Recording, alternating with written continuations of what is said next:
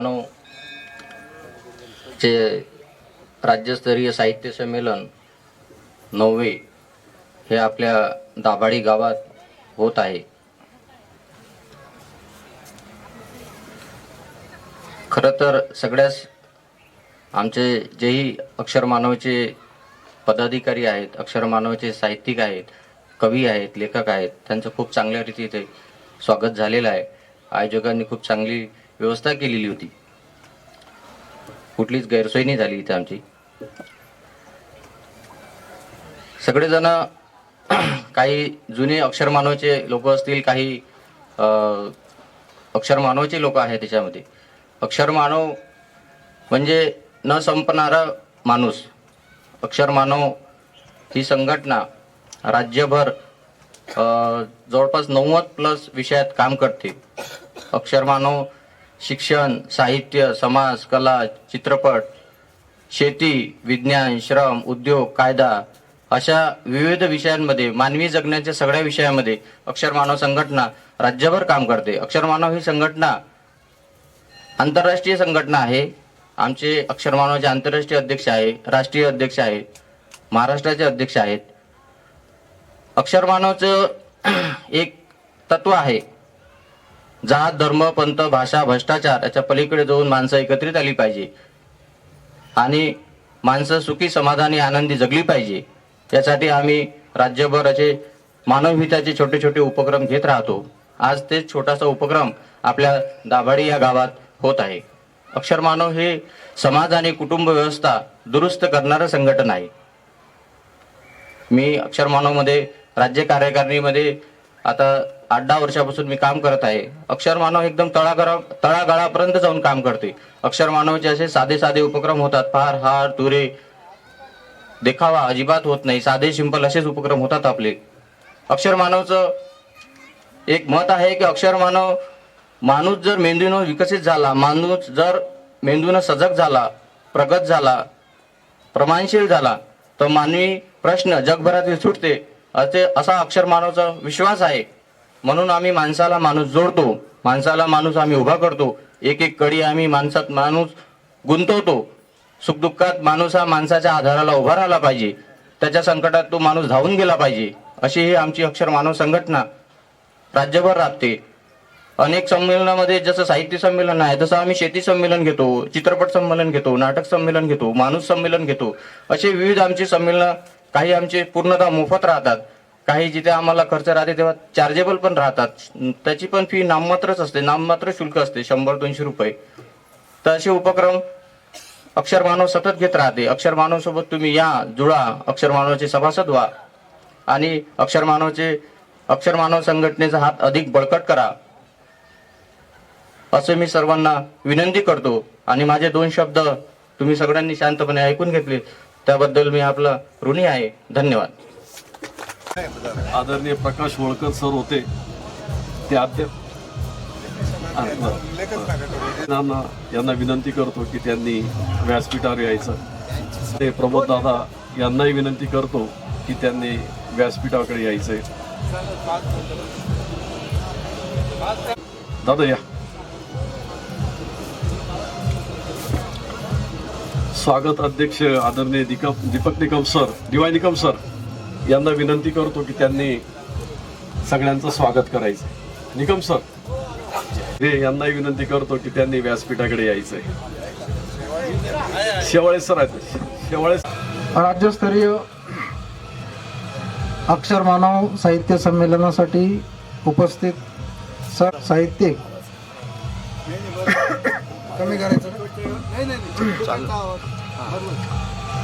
सर्व महाराष्ट्रातून अनेक ठिकाणाहून आलेले साहित्यिक, कवी, वाचक, लेखक, साहित्यप्रेमी या सर्वांचं या संमेलनाचा स्वागत अध्यक्ष म्हणून मी प्रथमतः आपले सगळ्यांचं मनपूर्वक स्वागत करतो।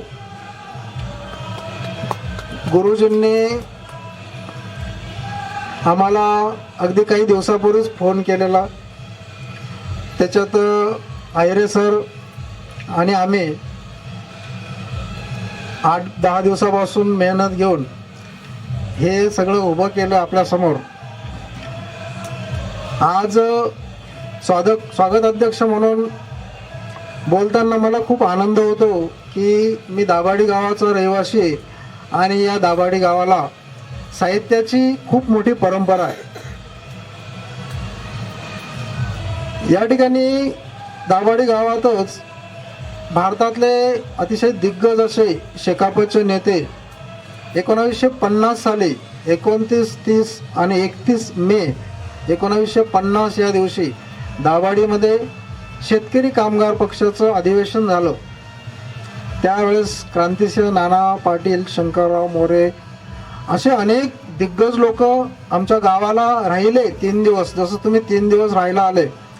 आणि या साहित्याशी निगडीत एक संघटना कशी असावी, मला तर वाटतं त्यानंतरचा साहित्याशी निगडीत, संघटनेशी निगडीत हा त्यानंतरचा कार्यक्रम आम्हाला लाभला.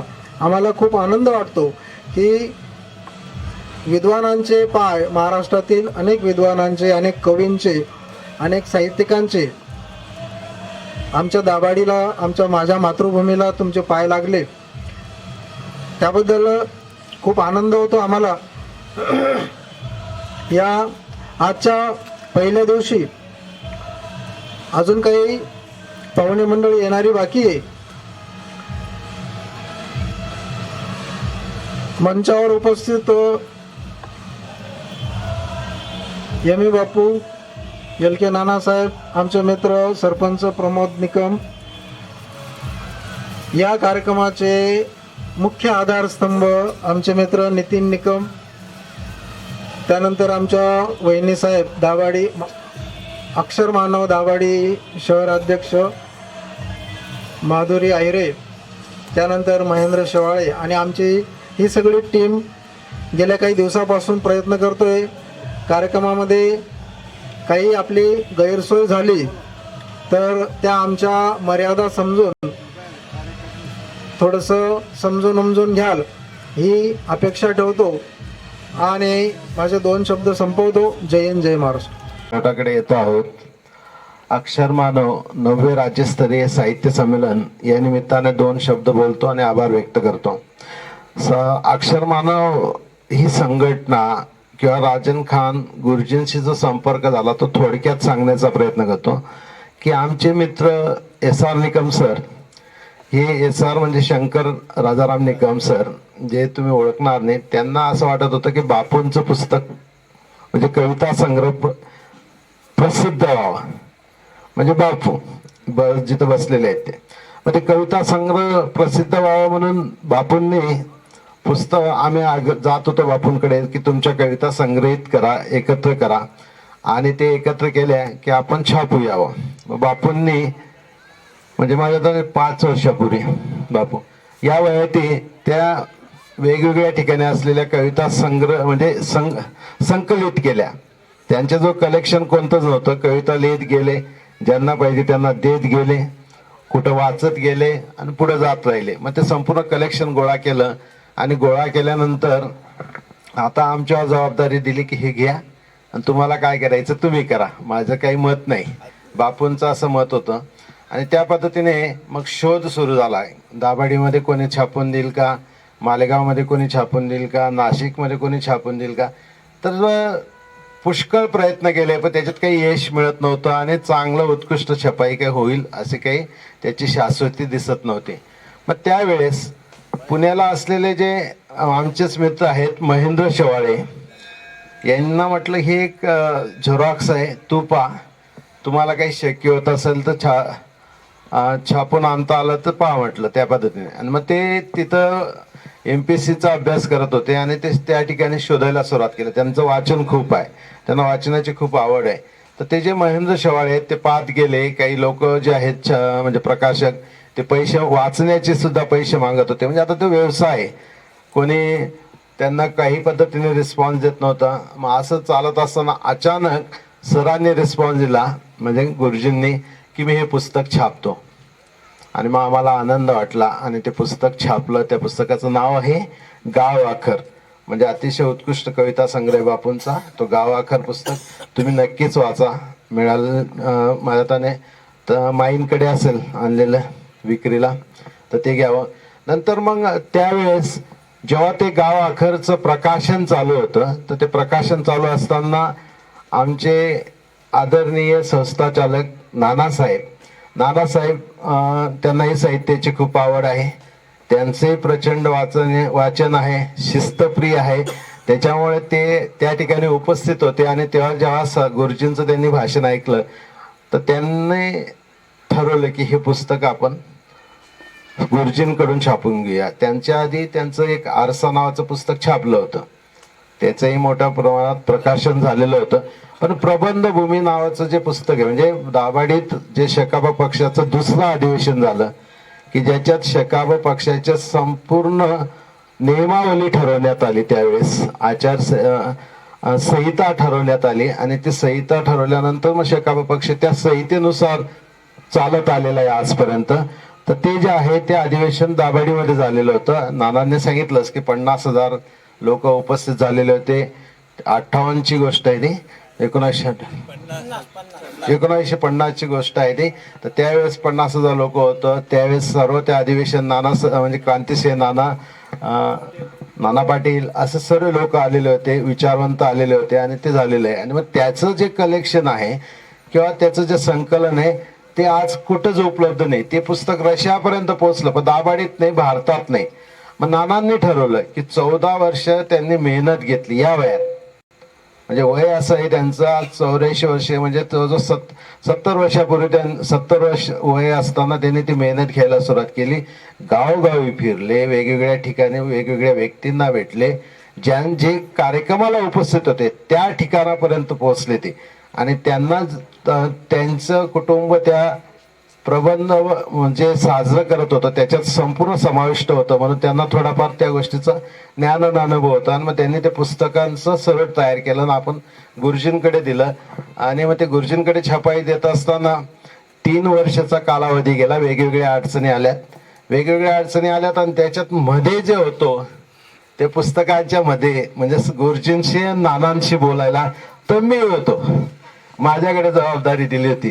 मग ते 3 वर्षे गुरुजींचा संदेश नानांना, नानांचा संदेश गुरुजींना असं देत माझे 3 वर्षे गेले. आणि त्याच्यात मग गुरुजींना वाटलं की हे संमेलन इथं दाभाडीला करावं, त्याची जबाबदारी तुषारने घ्यावी. म्हणजे मी तुषार आहे, तुम्हाला सांगायचं तुषार आहे रे. तर अशा पद्धतीने आजचा हा कार्यक्रम होत आहे. ह्या कार्यक्रमामध्ये उपस्थित झालेले सर्व वाचक, मान्यवर, साहित्यिक यांचं मी मनस्वी आभार आहे. प्रथम सत्र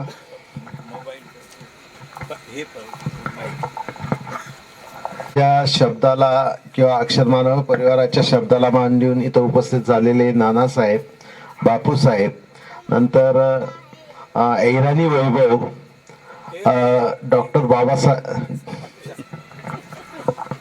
S.K. पाटील सर, जे ऐराणी वैभव आहे, तुम्ही ती येणार आहेत 3 दिवस रेग्युलर, तुम्हाला कळेलच. ऐराणी भाषा बहुतेकांना ऐकावीशी वाटत असेल तर ते त्यांचं जे साहित्य आहे ते मांडतील.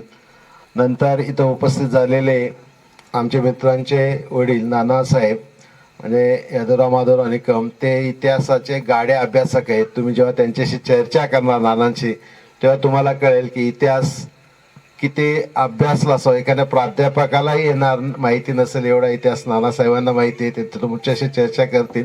ते वक्ते नाही आहेत पण चर्चा नक्कीच करतील आणि ते चर्चा अतिशय चांगल्या पद्धतीने मांडतील.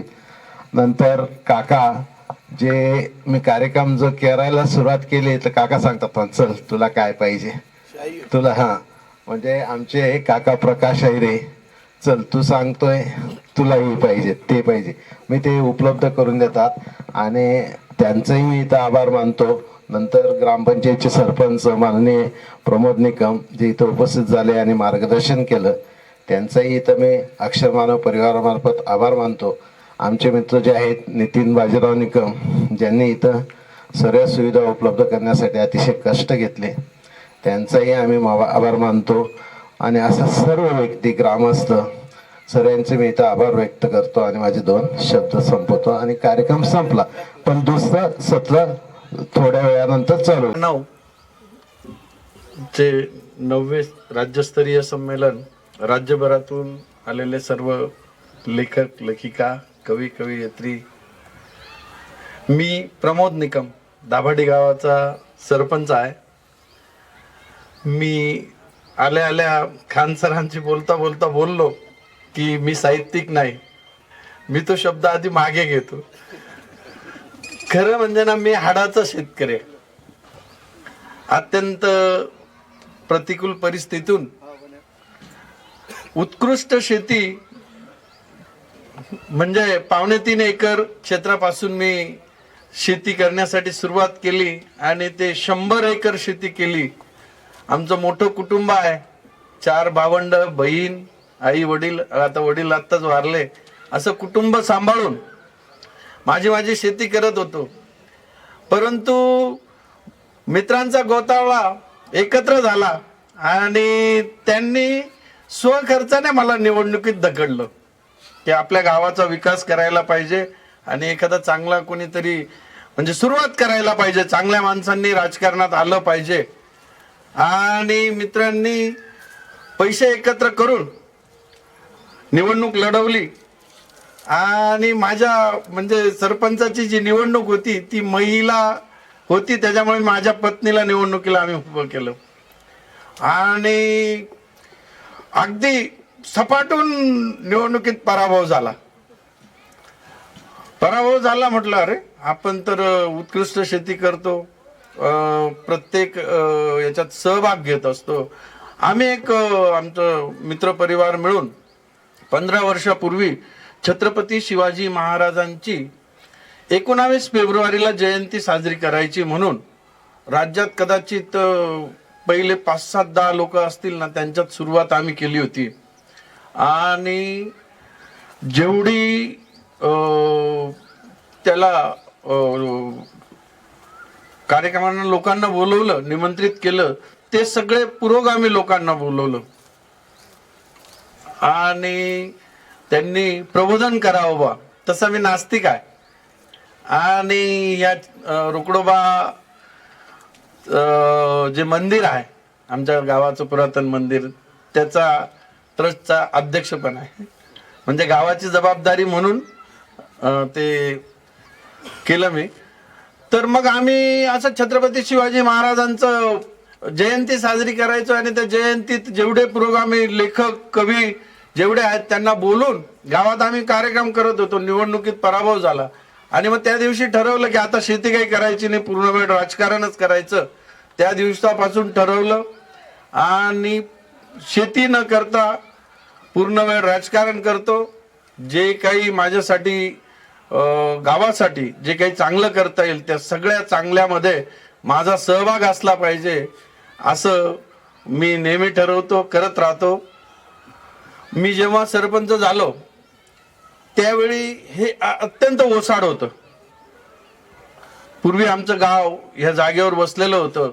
आमचे ज्येष्ठ लोक आहेत, इथे एक छोटंसं मंदिर होतं, बाकी काही नव्हतं. मग नामदार दादाजी भुसे आमच्या मतदारसंघातील मंत्री आहेत, त्यांच्या प्रयत्नातून एक एक गोष्ट वाढवत आज इथे आमच्या तालुक्यातलं छानसं असं पर्यटन स्थळ उभं राहिलं. मागच्या महिन्यात नदी किनारी संरक्षण भिंत आणि घाट, दगडाचा घाट, त्याच्यासाठी 70 लक्ष रुपये मंजूर झालेले आहेत. आणि आपण जिथे बसलो आहोत इथे ओपन ऑडिटोरियम आणि लॉन्स असं 1 एकर जागा आहे. पुढच्या वेळी जर तुम्ही आलात तर हा मंडप टाकायची गरज नाही पडणार. स्टेज आणि ते सगळं इथे उपलब्ध राहील. असं छोटेखानी माझं काम. आम्ही दाभाडीला मंत्र्यांच्या पाठीमागे लागून एक छानसं 63 कोटी रुपयाचं हॉस्पिटल आमच्या गावासाठी मिळवलं. त्याच्यानंतर छत्रपती शिवाजी महाराजांचं एक आपण जेव्हा गावात एंट्री करतो तिथे स्मारक करतो आहोत. स्मारक साधारण 5 कोटी रुपये अपेक्षा आहे आम्हाला त्या स्मारकला.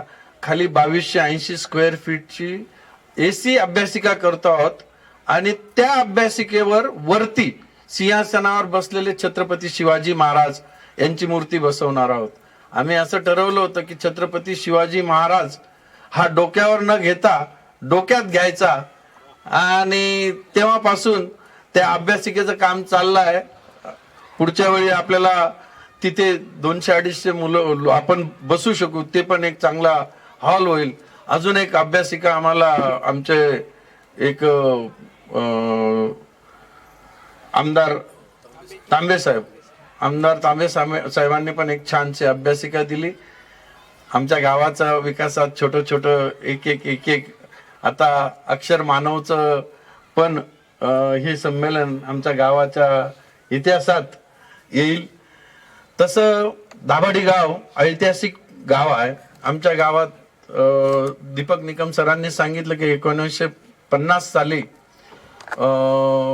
दाभाडी प्रबंध म्हणून शेकापचं एक अधिवेशन भरलं होतं. त्या अधिवेशनामध्ये शेखर गायकवाड म्हणून साखर संघाचे अध्यक्ष होते. त्यांनी मागच्या वर्षी रावळगाव साखर कारखान्याच्या मोळीच्या समारंभाप्रसंगी सांगितलं, मला देखील माहिती नव्हतं की दाभाडी गावाच्या ज्या अधिवेशनमध्ये शेकापच्या अधिवेशनमध्ये 2 ठराव झालेले होते. एक ठराव होता कसेल त्याची जमीन आणि दुसरा ठराव होता राहील त्याचं घर. पुढे 1962-63 साली भाऊसाहेब हिरे महसूल मंत्री झाले आणि भाऊसाहेब हिरेंनी ते ठराव आपल्या राज्यात लागू केले, महाराष्ट्र राज्यात, आणि त्याच्या पुढे जाऊन तेच ठराव संपूर्ण भारतात कसेल त्याची जमीन आणि राहील त्याचं घर. तर भारताने त्या ठरावांवर कायदा केला. असं आमचं छोटंसं गाव. आपण त्या गावात महाराष्ट्रभरातून साहित्यिक आलात, तुमची सगळी जबाबदारी आमची आहे. तुम्हाला जी असुविधा झाली आल्या थोडीशी, त्याबद्दल दिलगिरी व्यक्त करतो. पण तुम्ही आलेले पाहुणे 2 दिवस तुमच्या सोबत मी आणि आमचे सर्व मित्र तुमच्या सेवेसाठी सदैव उपस्थित राहील. छोटंसं माझं बोलणं थांबतो होतो. जय हिंद, जय महाराष्ट्र. सर्व रसिक मंडळी, जी माहेरी पांडुरंगाच्या दर्शनासाठी निघालेली जी मुक्ता आहे, ती मुक्ता त्यांनी नकळत मलाच दर्शवलेलं आहे असं मी तुषारदादांना म्हणते. कारण आज जो आमचा परिचय झाला हे आमचे ऋणानुबंध आहेत. आपण इथे जे बसलेलो आहोत हे सगळे ऋणानुबंधांनी आपण इथे जुळलेले आहेत. कुठेतरी मराठी मायबोली ही आपली जुळून आणलेले सर्व नाते ऋणानुबंधातून आज एका मंडपामध्ये, एका व्यासपीठामध्ये आपण इथे सर्व बहीण भाऊ, आई बाबा, मावशी काका हे सगळे इथे जमलेले आहोत. आणि प्रथम तर मी राजेंद्र खान सरांचं स्वागत करते आणि तसे सर्व मराठी रसिक इथे आले. स्वागतम, सुस्वागतम. आज आपण दिनांक 6 फेब्रुवारी 2026 या दिवसाची जी आवर्जून वाट बघत होतो, त्या क्षणाची उत्साहाने आपण जी वाट बघत आहोत तो क्षण आता सुरू झालेला आहे. आणि मस्त आपण 2 दिवस म्हणजे 2.5 पूर्ण दिवस, आजचा अर्धा आणि पुढील 2 दिवस आपण याच्यामध्ये रमून जाणार आहोत. मराठी मायबोली ह्या रमणीय ठिकाणी आपण दाभाडी इथे आलेलो आहोत. आणि तुषारदादा आणि त्यांच्या पूर्ण टीमनी समूहाने आपलं इथे खूपच सुंदर असं नियोजनपूर्वक जे आपली व्यवस्था केलेली आहे. आणि आपण कुठे परिपूर्ण तर कोणी नसतं. कुठलंही वृक्ष जे आहे संघटनेचं ही छोट्या वडाच्या छोट्याशा एका बीपासून सुरू झालेलं असतं. आणि जरी हे 9वं राज्यस्तरीय अधिवेशन म्हणजे आपलं मराठी साहित्य संमेलन असेल, तरी ह्या छोट्या छोट्या 9व्या शाखा सुरू झालेल्या आहेत. या 9व्या शाखेपासूनच आपण अनेक शाखा, आपण याच्या 81 शाखा त्याचा वर्ग करूया असं सगळ्यांना मिळून इथे घोषित करू. कारण की चुका ह्या प्रत्येकाच्या हाताने होतात आणि चूक याच्यासाठीच असते की ती पुढच्या वेळेला न होता ती दुरुस्त करायची असते. आणि प्रत्येकालाच ही संधी प्रत्येक राज्य आणि तालुकास्तरीय ग्रामपंचायत प्रत्येकाला इथे उपस्थित ही अशी संधी मिळणार आहे. त्याच्यामुळे हे आपलं परिवार आहे, परिवारामध्ये चुकलं तरी समजून घ्यायचं आहे. आणि त्यांनी केलेली जी व्यवस्था आहे त्याच्यामध्ये म्हणजे अवर्णनीयच आहे. त्यांनी जे आमचं सकाळपासून स्वागत केलेलं आहे त्यांच्या परिवाराने, म्हणजे मी माहेरी आली आहे 2 वर्षापासून, मी जे माझ्या रक्ताच्या नात्याच्या माहेरी मी गेली नाही, पण मला पांडुरंगाने असा पूर्ण परिवार दिलेला आहे की मी कुठेही गेली तरी 2 दिवसासाठी का होईना पण मी महालक्ष्मी सारखंच माझं स्वागत होते तसं मी अगदी एन्जॉय करते. कारण परत मी तिथे येईलच हे मला माहीत नसतं. हा मी गेल्या 15-20 वर्षापासून अनुभव घेते आणि करत राहते. आज इथे तर उद्या कधी तिथे. मी स्वतःलाही महालक्ष्मी म्हणते आणि प्रत्येक जे माझं माहेर आहे तेही महालक्ष्मीच, म्हणजे काय म्हणतो, एक उत्साहाचं ठिकाण आहे. तिथे निरंतर उत्साह राहू दे. कारण बाबूजी, आई आणि त्यांच्या सुना म्हणजे माझे वहिनी, हे दादा लोक, हा परिवार म्हणजे असा सुखी परिवार मी जे शोधत असते खरोखर आहे, परिपूर्ण आहे. कुठेही म्हणजे त्यांच्यामध्ये असं हे नाही की संयम जो असायला पाहिजे तो आहे, कुठलाही देखावा नाही, साधेपणा खूप, म्हणजे इतकं म्हणजे अवर्णनीय जे माझ्या मनात होती ती कल्पना. कारण मी ज्या कुटुंबामध्ये जन्माला आली तिथे बाबाचे क्लास 1 ऑफिसर, माझे भाऊ, मी एकटी, पण सर्व काही असूनही जे सुख आपण शोधायला जातो ते तिथे नाही मिळालं. तर थोडंसं शोधण्याच्या प्रवासामध्ये मला आज अहिरे कुटुंब हे, तो प्रवासातला माझा जो स्वप्नातला परिवार आहे तो मला आज मिळाला. असंच असावं, साधं सिंपल. आणि बाबूजींच्या मुखातून मी सकाळपासून वाट बघत होते की त्यांना कितीदा तरी आमच्या आझाद साहेबांनी म्हटलं की बाबूजी तुम्ही 2 शब्द बोलताय का. तुषार साहेबांनी पण म्हटलं की नाही, त्यांनी उपाभव होऊ दिला नाही. आज ते मंचावरती बोलत असताना मला इतकं की किती भरभरून साहित्य त्यांच्यामध्ये दडलेलं आहे. ते इतकं स्फूर्तपणे, इतकं पाठांतर, इतकं सगळं जे त्यांचा पेशा होता, शिक्षकी पेशा, ते वर्णन म्हणजे त्यांनी वर्णन केलं. हे खूप दुर्मिळ आहे. मी जरी म्हणजे साहित्याची असेल पण मला असं पाठांतर अजिबात जमतच नाही. त्याचं कारण काय हे मला कळलं नाही, पण मला पाठांतर अजिबातच जमत नाही. मी हे ठरवून आलेली पण नाहीये की मी काय बोलते. मी जे बोलते ते सरळ माझ्या मनातून पटपट जे बोलते, ते ठरलेलं कधीच बोलत नाही. हा विषय इथे रसिक जे पण आपण व्यासपीठावर आहेत ते सगळे आदरणीय, ज्यांना ज्यांना जे या जीवनामध्ये पद मिळाले आहेत. सरपंच साहेबांनी जेव्हा म्हटलं की माझा आणि साहित्याचा अजिबात संबंध नाही, तुम्ही ज्या व्यासपीठावर आहेत ते तुमचं जे कर्म आहेत त्यांनीच तुम्हाला ती आज चेअर मिळवून दिलेली आहे. प्रत्येकाला आपापलं अस्तित्व हे जन्मापासूनच मिळालं आहे आणि तिथे टिकून राहणं हे फार महत्त्वाचं आहे. जे आमचे गुरुजी या अक्षर मानव संघटनेचे जनक आहेत आणि त्यांनी आपल्याला इथे एकत्र आणलेलं आहे. प्रत्येकाच्या भावनांमध्ये त्यांचे विचार दडलेले आहेत, म्हणून आपण एक परखड विचार, प्रगल्भ विचार इथे जुळलेले आहेत. आणि आझाद सर साहेबांनी ते विचार पण अगदी प्रॅक्टिकलमध्ये करून दाखवले की त्यांनी एक खान ह्या आडनावासोबत त्यांनी अश्विनीताईंसोबत जे महाराष्ट्रीयन ब्राह्मण कुटुंबातून लग्न केलं, हे एक प्रॅक्टिकल आहे. आणि मी सुद्धा माझ्या खडतर प्रवासामध्ये माझं पण पुनर्विवाह आहे.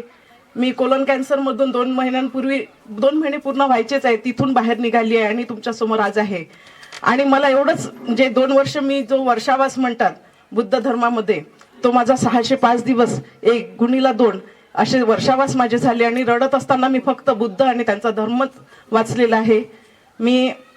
मला जी जन्मजात मिळाली होती ती तेली आहे, पण मी काय म्हणतात अध्यात्मामध्ये सगळ्या प्रकारचं वाचन झाल्यानंतर फक्त बुद्ध आणि धम्म वाचायचा राहिला होता.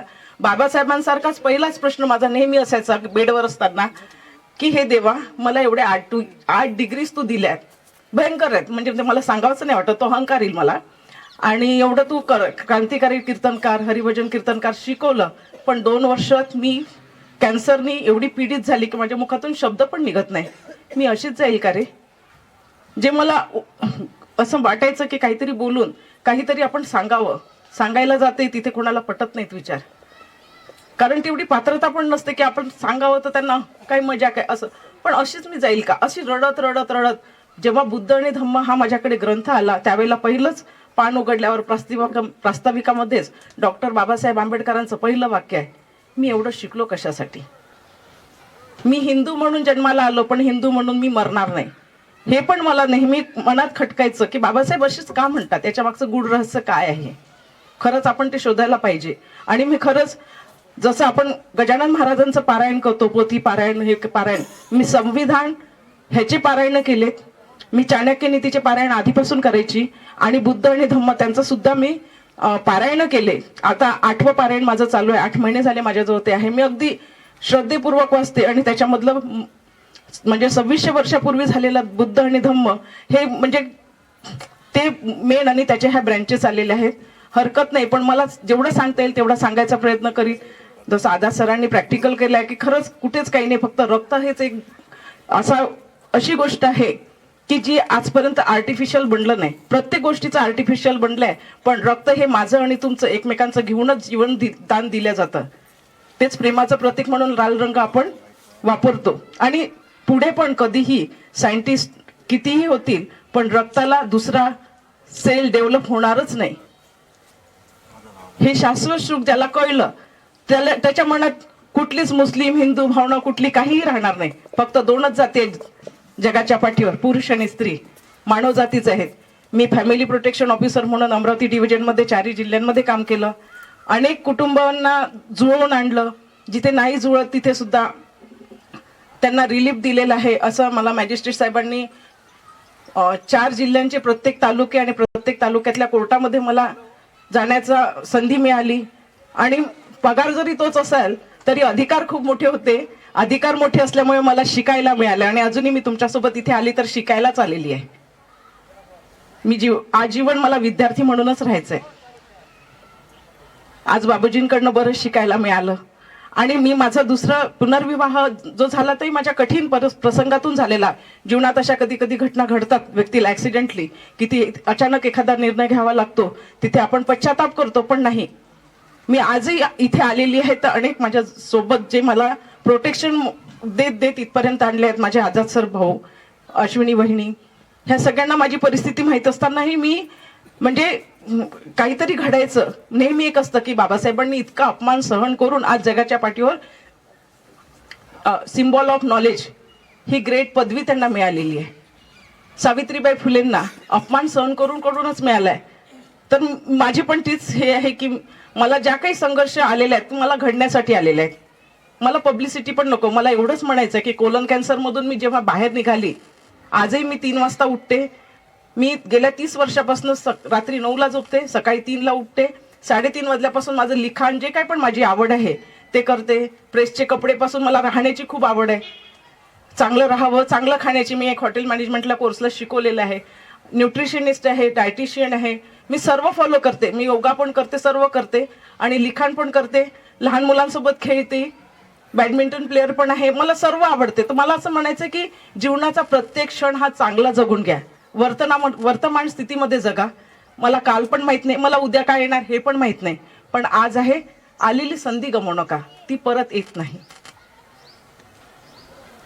इथे बरेच सगळे माझ्यापेक्षा वरिष्ठ लोक बसलेले आहेत ज्यांना परत बोलायचं आहे.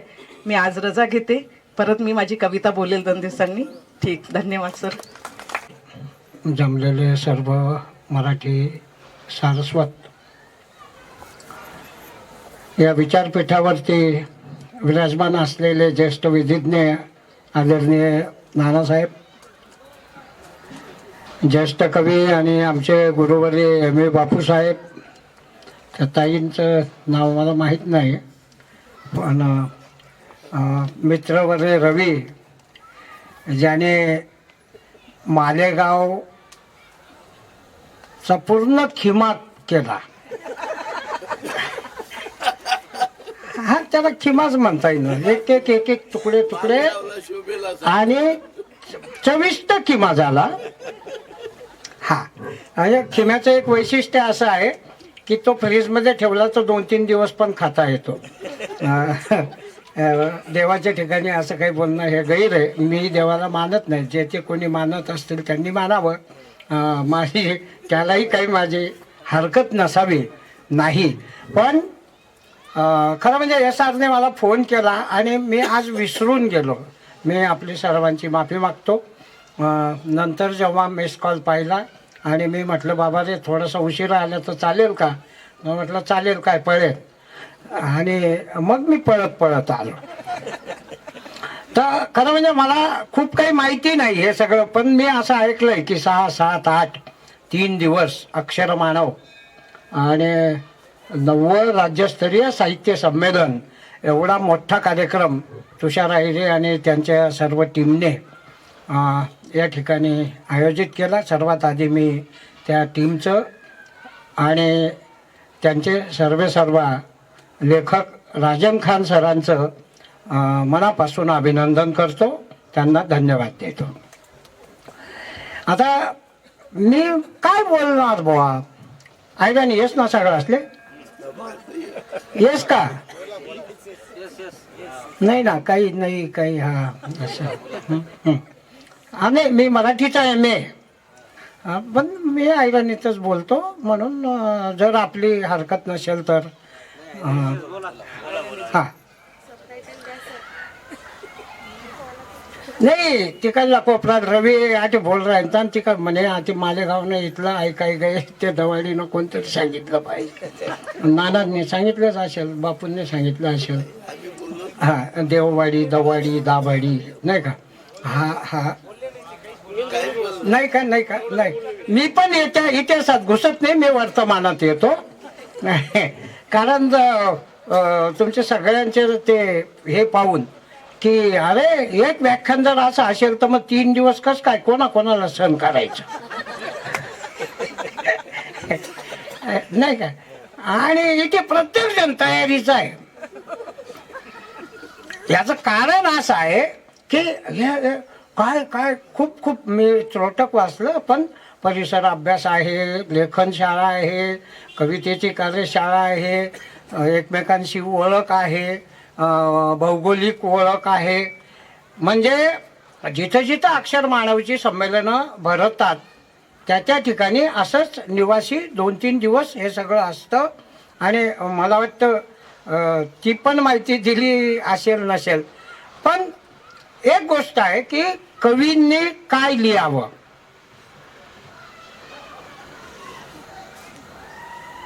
लेखकांनी काय लिहावं. आज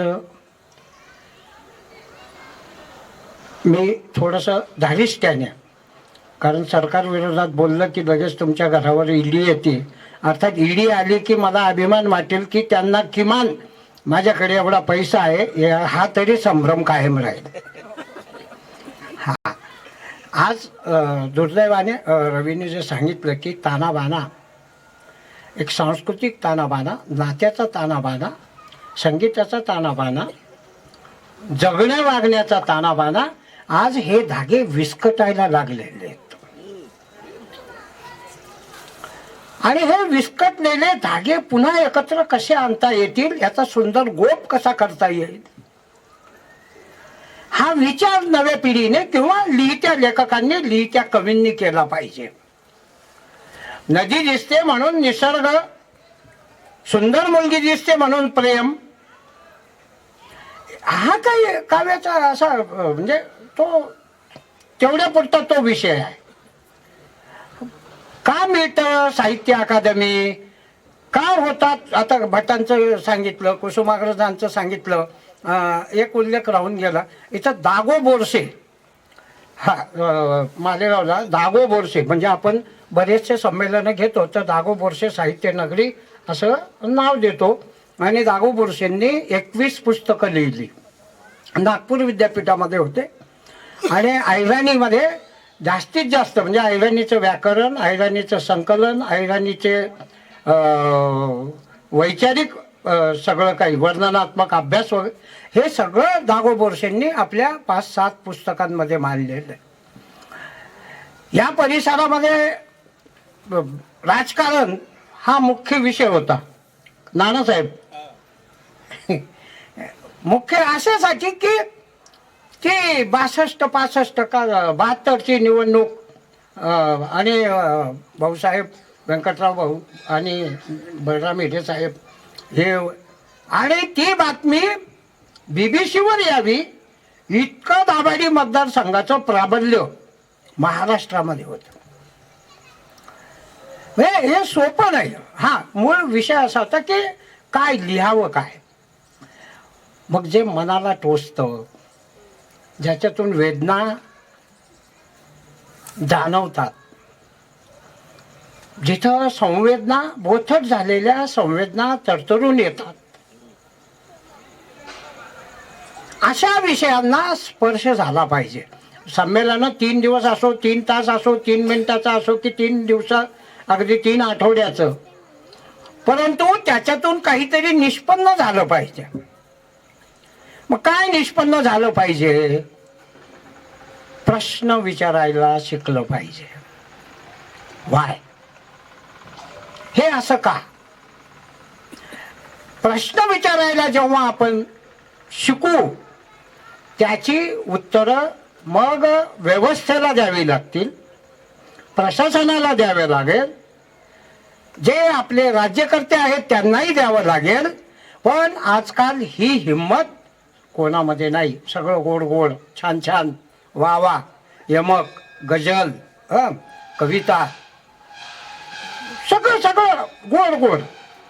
मला वाटतं, हे माझं वैयक्तिक मत आहे, की कवींनी, लेखकांनी जे काही घडतंय सभोवतालच्या परिसरामध्ये, जे काही घडतंय, जे चुकीचं घडतंय, हे चुकीचं जे घडतंय ते पण पुढे आणलं पाहिजे, ते पण कागदावर आलं पाहिजे. आता कागद कालबाह्य होत चालले, आपण ते मोबाईलवर आले पाहिजे. म्हणजे काय ते फेसबुक, इंस्टाग्राम काय असतील आणखीन ते काही व्यवधानं त्यांच्यामध्ये आलं पाहिजे. आणि हे येत असताना आता आपण बघतो निरंजन टकले वगैरे सारखे, रवींद्र पोकरकर सारखे खूप खूप असे चांगले पत्रकार आहेत आणि हे लोक मांडतात. अर्थात तिकडे मणिपूरमध्ये काय झालं, पण दुसरं मणिपूर होऊ नये यासाठी आपण काही करणार आहोत का? किती लाख स्त्रिया किंवा मुली बेपत्ता झाल्या, त्यांच्यावर आपण काही बोलणार आहोत का? काही करोडोंचं अपहरण होऊन ते सुखाने व मस्त आपल्यावरती सत्ता गाजवतात, त्याच्यावर आपण कधी लिहिणार आहोत का? आणि आता ती वेळ आली आहे. बऱ्याचदा काय होतं ना, फ्रेंच राज्यक्रांती केव्हा झाली की if you don't get bread eat cake, भाकरी मिळत नसेल तर शिरापुरी खा, असं सांगण्याची वेळ लोकांवरती, म्हणजे त्या राजपुतीन आणि त्या हिला राणीला आली, तेव्हा क्रांती झाली. मॉन्टेस्क्यू, व्हॉल्टियर, रुसो या विचारवंतांनी आपल्या लेखनातून ती सत्ता कशी धुडकावून लावता येईल आणि मग स्वातंत्र्य, समता आणि बंधुता या त्रिसूत्रीवर फ्रेंच राज्यक्रांती, फ्रान्सची राज्यक्रांती झाली. आणि आज आपल्याकडे सुद्धा आपण जे स्वीकारले स्वातंत्र्य, समता, बंधुभाव, आणि हा स्वातंत्र्य, समता, बंधुभाव हा मूळ त्याचं तिथे आहे. नंतर रशियनची बोल्शेविक क्रांती वगैरे झाली, हा भाग वेगळा. परंतु मला सर्व तरुण मित्र मैत्रिणींना सांगायचं आहे की बाबांनो, लिहिते व्हा, किमान लिहा. नाही कोणी वाचत. बऱ्याचदा आपण काय करतो ना, की आपण लिहितो आणि कोणी अंगठा दाखवत नाही. अंगठा दाखवणं दोन प्रकार आहेत. एक अंगठा दाखवणं म्हणजे जाऊ दे, आणि दुसरं म्हणजे वा वा छान, ते उजव्या डाव्या हाताचं असं येतं ते सिम्बॉल. आणि काहींना खूप चांगलं लिहूनही कोणीच प्रतिसाद देत नाही. मग काय झालं, का हे असं का होतंय, तर साहित्यिकांमध्ये पण गट तट निर्माण झाले. तो त्यांच्या ग्रुपचा आहे, आपण लाईक नाही करायचं.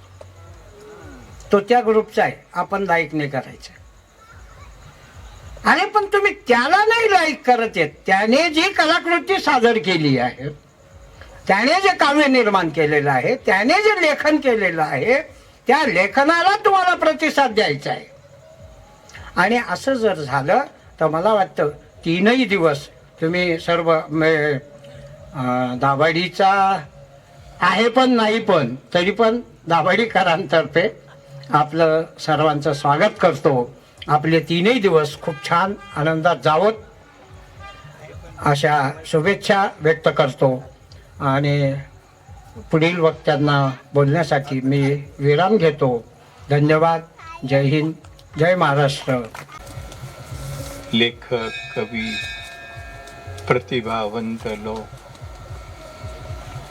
आणि काही माता, स्वयंपाकाची वेळ झाली तरी दचकामच नाही आहे. एवढी आहे त्याच्यामध्ये एक गुल होऊन गेले. मी बोलत नाही याच्याकरता की माझ्या कडून काही लिखाण मी याच्यावर केलेलं आहे ते अजून प्रसिद्ध व्हायचं आहे. ते ज्या वेळेला प्रसिद्ध होईल तेव्हा मला माझ्या मनातलं सगळं दाभाडीचं बी सांगायचं आहे. असं आहे की इथं जेवढे लोक आले हे अभ्यासू आहेत. अभ्यासशिवाय माणूस बोलू शकत नाही. तो त्याचा पाय खाल थरथरतो असं बी होतं. मी या गावचा नागरिक आहे आणि जबाबदार नागरिक आहे. मी याच्यापूर्वी साहेबांकडून दाभाडी प्रबंधाचं पुस्तक लिहून ठेवलं आहे. मी ते प्रसिद्ध केलं नाही, कारण पुढे पंचायत समिती, ग्रामपंचायत, जिल्हा परिषद ते जे वातावरण निर्मिती होते ती एक प्रकारची दुस्साहसही राहते. आपल्याला आपल्या गावातल्या सगळ्या नागरिकांना, सगळ्या माता भगिनींना आणि तरुण पिढीला सुद्धा दाभाडी प्रबंध म्हणजे काय, तो कसा, का, कोणी तो अरेंज केला, कोणी त्याच्यामध्ये भाग घेतला, हे सगळं गोष्ट आणि कुठे तो झाला, कुठं घेतला गेला, या गोष्टीकरता मी गेल्या 14 वर्षापासून महाराष्ट्रातल्या विदर्भ, कोकण, पश्चिम महाराष्ट्र, नंतर उत्तर महाराष्ट्र या सगळ्या ठिकाणी जे लोक इथं आले होते त्यांच्या गावी जाऊन त्यांच्या वारसाकडून त्यांची मी माहिती गोळा करून लिखाण केलेलं आहे. आणि त्याच्याकरता मी एसटीवर फिरलो आहे. आणि माझ्या घरचे लोक याबाबत मला थोडे अडचणी, ते म्हणतात की करा तुम्ही, पण जीव तोडून करू नका. पण कोणतीही गोष्ट समरस झाल्याशिवाय, जीव तोडून केल्याशिवाय त्याला यश बी येत नाही. आपल्याला काही ह्या गोष्टींची गोष्ट मी हे सांगणार आहे ते आज सांगून काही उपयोग नाही. माझ्या मनात असं आहे की दाभाडीतल्या गावातला प्रत्येक माणूस, प्रत्येक बाई, प्रत्येक नवीन पिढीची प्रतिनिधी यांनी त्या वेळेला आलं पाहिजे. आणि मी असे वक्ते त्याकरता बोलवणार आहे की ज्यांना खरोखर ते तिथं होते, त्याला आपल्या जिल्ह्यात 6-7 लोक जिवंत आहेत. त्यांनाही मी सांगून ठेवलं आहे, तुम्ही जाऊ नका, माझं काम आहे तुमच्याशी. त्यांना आणून त्यांचा सत्कार करायचा आहे. आणि दाभाडी प्रबंधामध्ये 3 दिवस होतं ते, आणि 50,000च्या पुढची मंडळी आलेली होती. हां, आणि ती आमराईमध्ये झाली होती. आणि एवढ्या लोकांना 3 वेळेला, सकाळची नाश्ता, चहा, दुपारचं जेवण, सायंकाळचं जेवण, त्यांच्या अंथरुणाची व्यवस्था, त्यांच्या आंघोळांची व्यवस्था, आणि हे सगळं कोणी केलं तर मला इथं जेवढ्या त्या संबंधातले लोकांनी सांगितलं ते दाभाडीतल्या बायांनी गाडी भरून पुरणपोळ्या खाऊ घातल्या. हे सगळ्या गोष्टी मी लिहिली आहे. मी विशिष्ट पक्षाचा, विशिष्ट विचाराचा विचार नाही माझ्याकडे. माझ्यामध्ये एक आहे की मी LLB झालो तर या दाभाडीच्या गावाच्या मातीतून मी खूप कष्ट करून निर्माण झालो आहे. आमच्या घरातील लोकांना आपण बऱ्यापैकी जाणता. काही वेळा आमच्या कुटुंबातल्या लोकांनी राजकारण बी केलं, मीही काही वेळा केलं आहे. पण तो मार्ग, त्या मार्गातून जाऊन दाभाडी प्रबंध मला मांडायचा नाही हे मला आली होती. आणि आजच्या राजकारणावर ती आपल्याला घासून पाहायचं नाही. आपल्याला त्या दिवसांमध्ये त्या वातावरणामध्ये जाऊन त्यावेळच्या माता भगिनींनी कसं हे 50,000 लोकांना जेवण कसं घालायला पाहिजे हे लक्षात द्या. आणि म्हणून या सगळ्या गोष्टी मी माझ्या त्यावेळेला मांडणार आहे. त्यावेळेला आपण सगळेजण या आणि या गावाचं वैभव हे दाभाडी प्रबंध आहे. हे जसं मंदिर आहे तशी माझी स्वतःची इच्छा आहे की या गावात दाभाडी प्रबंध म्हणून एक स्मारक मोठं उभं राहिलं पाहिजे, ही माझी अपेक्षा. गरिबाने 1 रुपया 2 रुपया दिल्या तो सुद्धा आम्ही घेणार आहे. आणि मात्र सगळ्यांकडून घेऊन तेवढ्याच विषयावर मी त्यावेळेला बोलणार आहे. आज तुम्हाला सांगतो, हे आमचे पाहुणे यांच्या वाङ्मयाचा मी खूप चाहता आहे. पण मी जे त्यांना काही सांगतो का ते लगेच ढकलून दे चाला आहे ना. मग त्यांचा राग बी आम्ही सहन करतो, त्यांचं बोलणं बी सहन करतो आणि आणखी सगळं सहन करतो. मित्र, आपण घरात राहोत अशी आपल्यामध्ये एकमेकामध्ये हा संवाद आहे. साहेबांनी दाभाडी, मी जे पुस्तक तयार केलं ते इथं नाही केलं, साहेबांनी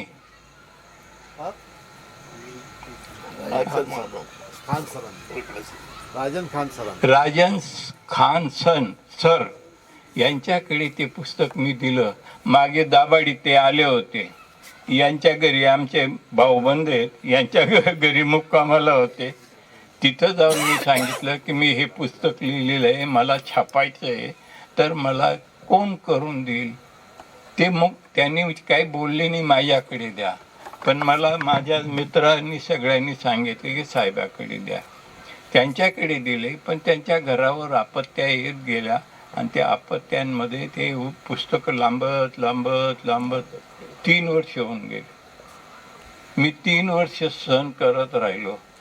आणि म्हणून तुम्हाला सांगतो, आमच्या कुटुंबाचा इतिहास नाही आहे. आम्ही जे करतो ते बोलतो, जे केलेलं असतं ते सांगतो. त्यामुळे तुम्हाला माझ्याकडनं पुष्कळ अपेक्षा असेल, पण मी आता 85 वर्षाचा आहे. मला माझ्या शरीराच्या, माझ्या स्मरणशक्तीच्या, माझ्या ॲबिलिटीच्या ह्या लिमिटेशन जवळजवळ कमी होत जातात. आणि मग विनाकारण काहीतरी आपण बोलून जायचं आणि लोकांच्या मनात आपल्याविषयी ग्रहपेक्षा दुष्ग्रह तयार होतो. त्यामुळे मला क्षमा करा, मी काही बोलू शकत नाही. मी 50 सालचं तुम्हाला लेखी बी देतो आणि त्या दिवशी मन मोकळं करून मी बोलणार आहे. आपण तुम्ही सगळे मिळून पार्ट्या आणि त्या इलेक्शन आणि ते हे काही खरं नाही. याच गावने एका घरात 3 सभापती दिले, आणखी या गावने काय द्यायला पाहिजे? काय पाहिजे द्या? आहे का महाराष्ट्रात अशी केस नाही आहे? आमदार, खासदार, मंत्री, संत्री असतील, पण 3 सभापती महाराष्ट्रात कुठेच नाही आहे. गावाने एवढं दिलं त्यामुळे मी 14 वर्षे हे तप का केलं की मला ते परत करून द्यायचं आमच्या कुटुंबाला आणि आमच्या परिवाराला. असं कृपा करून आजच्या दिवस मला माफ करा. मी ऐकायला आलो आहे, तेवढं चांगली वक्ते बोलले आणि अभ्यासू बोलले, तरीसुद्धा खरोखर अभ्यास करून त्याचा पुरावा आपल्याजवळ पाहिजे, तेव्हा ते सांगितलं पाहिजे. लोक ऐकतात, गोड लागतात ती गोष्ट, पण ती खरी जर नसली तर मग त्याचं किती नुकसान होणार आहे हा भाग. जो माणूस जबाबदार असतो त्याने त्या जबाबदारी सारखंच वागावं अशी माझ्या आईवडिलांनी मला शिकवण दिली आहे. आणि म्हणून मी आजच्या दिवस तुमची क्षमा मागतो आणि मला तुम्ही समजून घ्याल एवढं बोलून माझं 2 शब्द संपवतो. 5 वाजता अभ्यासाला उठवायचे सटाण्या बोर्डिंगला तिथं, तर त्यावेळपासून तर आजच्या घडीपर्यंत सकाळी 4:30-5ला उठण्याची आमची घरात ही आहे. आम्ही उठतो त्यावेळेला मी रेडिओ पूर्वी होता तो ऐकत होतो. नंतर हे मॅड मंक आलं. मॅड मंक इंग्लिश शब्द आहे. मॅड म्हणजे वेडा, मंक म्हणजे गुरु. हा वेडा गुरु म्हणजे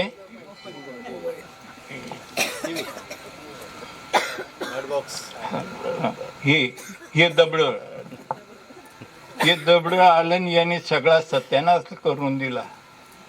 मी असंच वापरतो फक्त.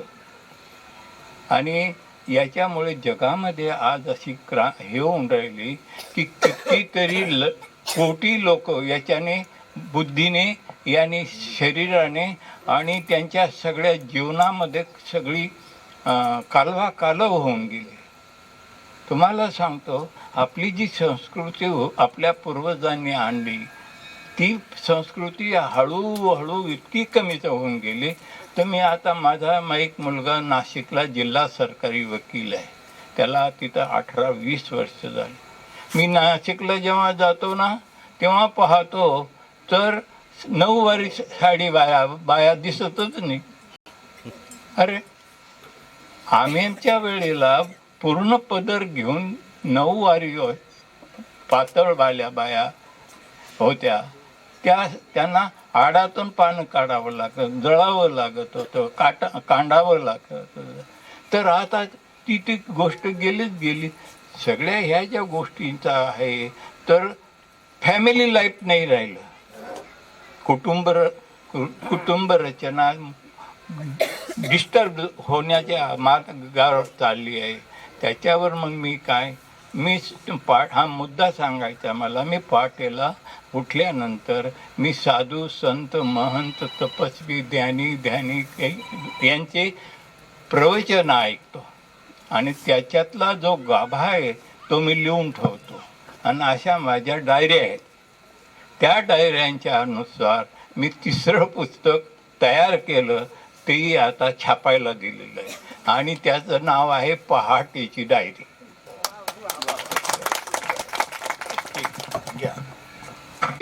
वांजोटे निघून गेले आणि नंतर बिघडून गेले. तर साहेब माणसाला काका मामा दादा का या गोष्टींनी तुम्ही कॉल करा आणि मग माझ्यासारख्या लोकांना ते सहन होत नाही. प्रसन्न व्हायचं असेल तर या कार्यक्रमांचं महत्त्व अत्यंत मोठं असतं. आज दाभाडीचं भाग्य आहे की या भूमीमध्ये 9वं अधिवेशन अक्षर मानव संघटनेचं या संघटनेच्या पदाधिकाऱ्यांमार्फत हे आयोजित केलं गेलेलं आहे. त्याचा या ठिकाणी सगळ्यांना आनंद होतो आहे. या भूमीमध्ये आपण म्हणतो की मनुष्य प्राणी हा असा आहे की ज्याला भाषा ज्ञान आहे. जर ती भाषा ज्ञान त्याला नसतं तर एकमेकांच्या भावना आपण व्यक्त करू शकलो नसतो. एकमेकांच्या भावना व्यक्त करण्याचं अतिशय सुंदर असं माध्यम म्हणजे भाषा. आणि ही भाषा साहित्यामध्ये येते आणि म्हणून साहित्य निर्मितीला अनेक महाभागांनी हातभार लावलेला आहे. अगदी प्राचीन काळी मनुष्य अशिक्षित होता, अडाणी होता, निरक्षर होता, तरी देखील त्यांनी साहित्य हे जपून ठेवलेलं आहे. त्यांच्या अनुभवातून जे बोल निघाले ते खरं साहित्य आहे. कविताची व्याख्याच ती आहे. कविता म्हणजे काय? सहज उद्गार म्हणजे कविता. तोंडातून सहज निघालेला उद्गार म्हणजे कविता. आणि म्हणून साहित्य हे अत्यंत आपल्या जीवनात महत्त्वाची गोष्ट आहे. ग्रंथांचं मोल बघा कसं आहे. ग्रंथ होती मायेतात तसे सखा आणि सद्गुरू संत. ग्रंथ हे मायतात आहेत, आईवडील आहेत, सखे आहेत, संत आहेत आणि या आपले गुरु आहेत. याच्यातून आपल्याला अनेक प्रकारचं जीवनाचं मार्गदर्शन मिळतं, जीवन जगण्याची उभारी मिळते आणि म्हणूनच हे साहित्य संमेलन या ठिकाणी अत्यंत महत्त्वाचं आहे. उत्तर महाराष्ट्रामध्ये साहित्य संमेलन हे आज होतोय, तर उत्तर महाराष्ट्रात अनेक साहित्यिक होऊन गेलेले आहे. प्रथमतः आपण म्हणूया की साहित्य संमेलनाचे जुन्या काळचे अध्यक्ष साने गुरुजी सुद्धा याच भूमीत या उत्तर महाराष्ट्रातच त्यांनी हे आपलं कार्य निर्भर केलेलं आहे. आता या प्रसंगी मी तुम्हाला काही थोड्याशा कविता म्हणून दाखवतोय, त्या आपण बघा. तर भाषा माध्यम हे असं आहे की या भाषा माध्यमाच्या जीवनामध्ये आपल्याला उभारी आणि आनंद मिळतो आणि म्हणूनच जुन्या काळी सुद्धा बघा शेतामध्ये शेतकरी नांगर चालवतो, तर नांगर चालवताना सुद्धा तो अभंगाच्या तालावर चालवतो. नागराचा चाले फाळ अभंगाच्या तालावर, इथे तिथे विसावली कोवळीक विसावली जात्यावर. म्हणजे अभंगाच्या तालावर चालणारा नांगर त्या पूर्वीच्या काळी शेतकरी चालवत होता.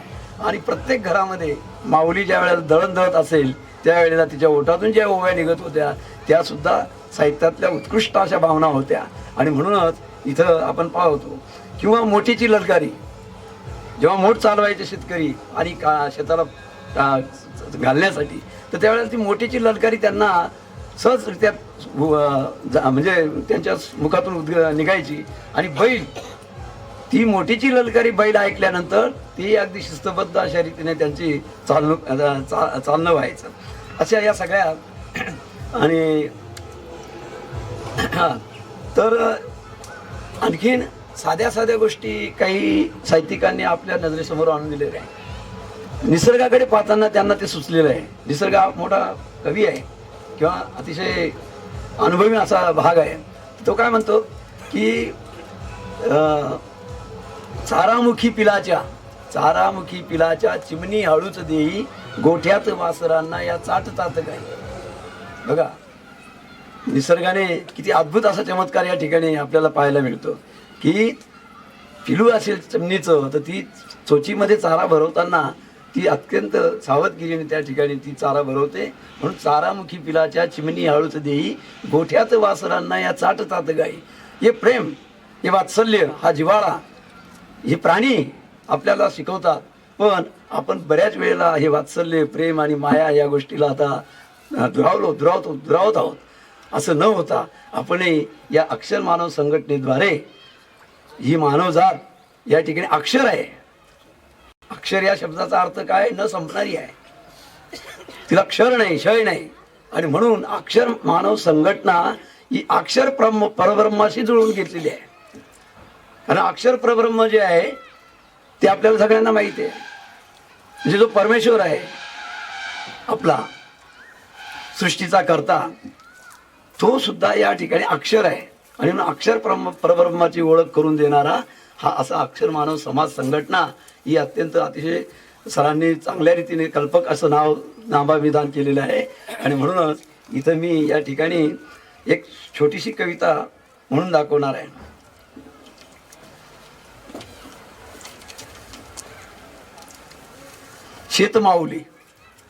शेतमाऊली आमच्यासाठी आम्ही तिची लेकरे, आम्हाला कमी कोण ते बरे, उजाडता दिन खावा बाजूनी रोज तुरीचा उळा, जरा का जठराग्नी कावला, वाणीच्या कचधार नारळी हुरड्याची ती चवी, पाचही पक्वांना लाजवी, शेवावी कधी बोरे काटे काठीने दाबुनी, हिंडता काष्टी राणीवणी, मधचा काया गोड मोहळा वरचेवर झाडुनी, फिरकती दाट चिलाटीतुनी, किती शेवावी जंगलाच्या त्या मेव्याची माधुरी, फळे तशी खावी कितीतरी, शेतमाऊली आमच्यासाठी आम्ही तिची लेकरे, आम्हाला कमी कोण ते बरे. बघा शेतमाऊली आपली सगळ्यांची माऊली आहे. आणि या शेतमाऊलीवरच आपण या ठिकाणी हे सगळं मिळवतो आहोत. मान मर्यादा या सगळ्या गोष्टी आपल्याला त्याच्यामार्फत आपल्याला मिळत आहेत. ती सगळं काही आपल्याला द्यायला तयार. म्हणून तिचं नाव अवनी आहे. अन्न वस्त्र आणि निवारा जी पुरवते ती अवनी, तिच्याशिवाय दुसरं कोणी पुरवत नाही. म्हणून तिचं फार मोठं म्हणजे महत्व आहे. पण अशा माऊलीला ज्या वेळेला आपण नाकारतो किंवा घमेंडने अभिमानाने तिच्यावरून पावलं टाकतो त्यावेळेला मनाला खेद होतो. म्हणून या ठिकाणी अजून एक कविता मला या ठिकाणी आठवते की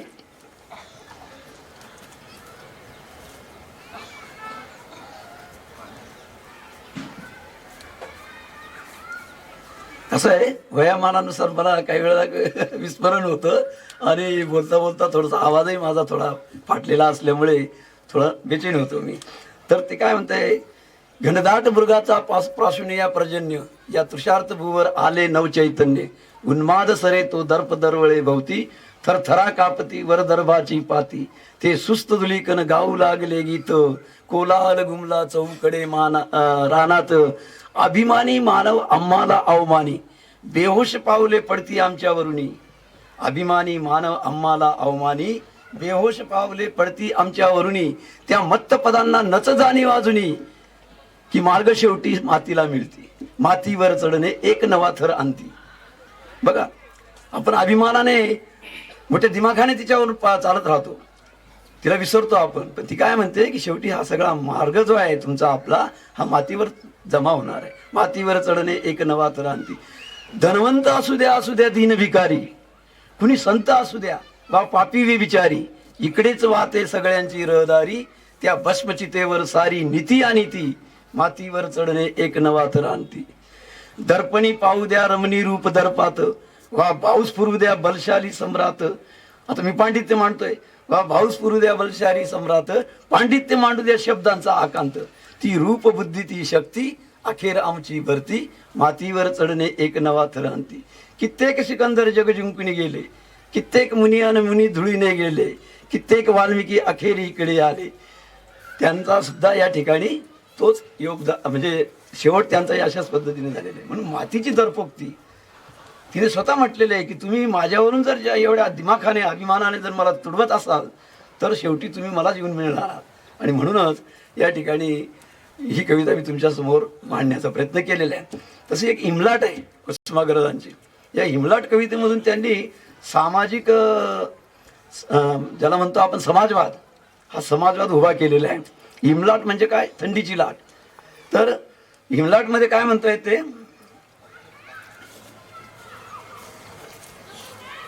हा, हिमलाट पहाटे पहा जगावर आली, मुखी पिळून मध्यास्तो द्राक्षांचे घोष, पाडीत विखारी मोत्यांचे चरणी ओस, उद्दाम धावते करी दुभंग दरेश, कर करा पाखरे रगडी दाता खाली, हिमलाट पहाटे पहा जगावर आली. अशी ती हिमलाट येते. पण ती कुठे, श्रीमंत माली तिला तिथे ना थारा, श्रीमंत माली तिला तिथे ना थारा, का मखमाली दुलया देती मधुर उभारा, कापत पळते हीच थरारा, काय दरारा हो कनकाचा वैशाली, हिमलाट पहाटे पहा जगावर आली. मग ती कुठे पडते, पाहून परंतु कुठे कुडाची कोपी, कंगाल कांबळी टाकून गेले झोपी, शेकडो कवाडे वाट जावया सोपी, तिथेच पडते ही लाभ केली, हिमलाट पहाटे पहा जगावर आली. अशा रीतीची ती हिमलाट सुद्धा त्रासदायक कोणाला ठरते, की अशा बिचारे गरीब गोरगरीब आहेत की उघड्यावर जे राहत आहेत त्यांना त्रासदायक ठरते. म्हणून त्यांचाही विचार आपण केला पाहिजे. एखाद्याला पांघरून नसेल तर त्याच्यावर पांघरून आपण घातलं पाहिजे, एखाद्याला अंथरूण नसेल तर त्याला अंथरूण दिलं पाहिजे. म्हणजे आपला मानव धर्म आपल्याला पुष्कळ शिकवतो, पण आपण पाठ फिरवतो, ऐकून घेतो तेवढ्या पुरतं, आणि पुढे आपण पुढे गेलो की पुन्हा ये रे माझ्या मागल्या आणि शिळ्या भाकरी चांगल्या तसं म्हणतो ना, तशा पद्धतीने आपलं जीवन चाललेलं आहे. तर असं होऊ नये म्हणून या ठिकाणी अशा संघटना, असे कार्यक्रम होणं अत्यंत गरजेचं आहे की ज्याच्यामुळे मानवाच्या डोळ्यामध्ये अंजन भरवणारे असते. आता एखाद्या बाईला मुलाचं लग्न व्हावं आणि माझ्या घरी चांगली सून यावी, प्रत्येकाला वाटतं. सुनेचं स्वप्न पाहतो मनुष्य, मग ती एक स्वप्न पाहते, ती एक सुनेचं मुली आई, प्रौढ शब्दा बाई. ती काय म्हणते, मेहंदी रेखिली पाऊले, मेहंदी रेखिली पाऊले उगा येती डोळ्यापुढे, किन ती कानात नाजूक कसे हिरवे चुडे. माझी सून कशी असली पाहिजे, मेहंदी रेखिली पाऊले उगा येती डोळ्यापुढे, किन ती कानात नाजूक कसे हिरवे चुडे. सारखीच लग बग जोडव्याच्या तालावर, इथे तिथे जगमते सोन सळीची किनार. ये ग माझ्या चंद्रकोरी, ये ग माझ्या चंद्रकोरी, उजळाया माझे घर, माहेरच्या ममतेने उभे स्वागता सातर. माहेरच्या ममतेने तुझं स्वागत होईल म्हणून तू ये, माझ्या घराचा उजळ होऊ दे, अशी तिची भावना या ठिकाणी पाहायला मिळते. आता एक कविता आणखीन, आई नकुल म्हणून आहे कुसुमाग्रजांची. आई म्हणजे सर्प आणि नकुल म्हणजे मुंगूस, यांचं द्वंद्व चालू असतं. तर ते काय म्हणतायत, ओतीत विखारी वातावरणी आग, हा वळसे घालूत आला मंतर नाग, मधुनीच उभारी फना करी फुतकार, ये ज्वालामुखीला काय अचानक आग, जणू लवचिक पाते खडगाचे लवलवते, कधी वज्रधरेवर गगनातून कडकडते, कधी गर्भरेशमी पोतमध्ये जर तार, प्रमदेचं नाजूक वस्त्र जणू सळसळते. किती कल्पना केलेली आहे कवीने की सर्प कसा की प्रमदेचं नाजूक वस्त्र जसं सळसळ करतं काठ पदर तसं तो दिसतोय. मग थबकलाच जागी सर्प घालून वळसा, रिपू समोरे ता सोडून आणा आडोसा, भूमी समारुनी मागे तीव्र तडाका, घे फना उभारुनी मरणाचा कानोसा. मग तो मरणाचा कानोसा घेतो पण नकुल येतो, पडलीच उडी की तडितेचा आघात, उल्के परी तळपत कण्यात घुसले जात, फुपाट करी अन तेशा परी तेशात, रण काय भयानक लोळे आग जळात. रण काय भयानक लोळे आग जळात. आता आग जळात म्हणजे पाण्यात लोळते आहे, इतकं भयानक ते युद्ध चाललेलं आहे. आदळती वळती आवळती क्रोधात, जणू जिंकाय असे गगनाचे स्वामित्व, आषाढ गणाशी झुंजे वादळवात, तनु धुनीत गेली पाहत ती विषधार, शतखंडित झाले गरोन्न तूर, कण्यातून उपसून काढून जात, नकुल गेला वाऱ्यातून दूर.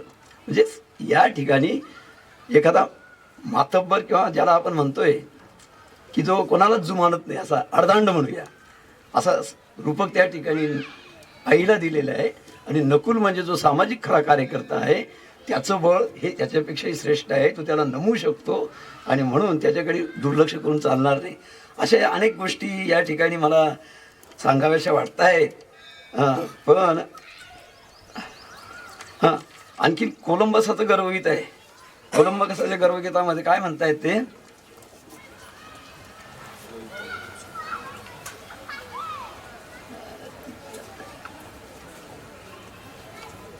मी हे सुरुवातीच्या वेळी मला आठवत नाही म्हणून मला त्या ठिकाणी थोडंसं पाहावं लागतं.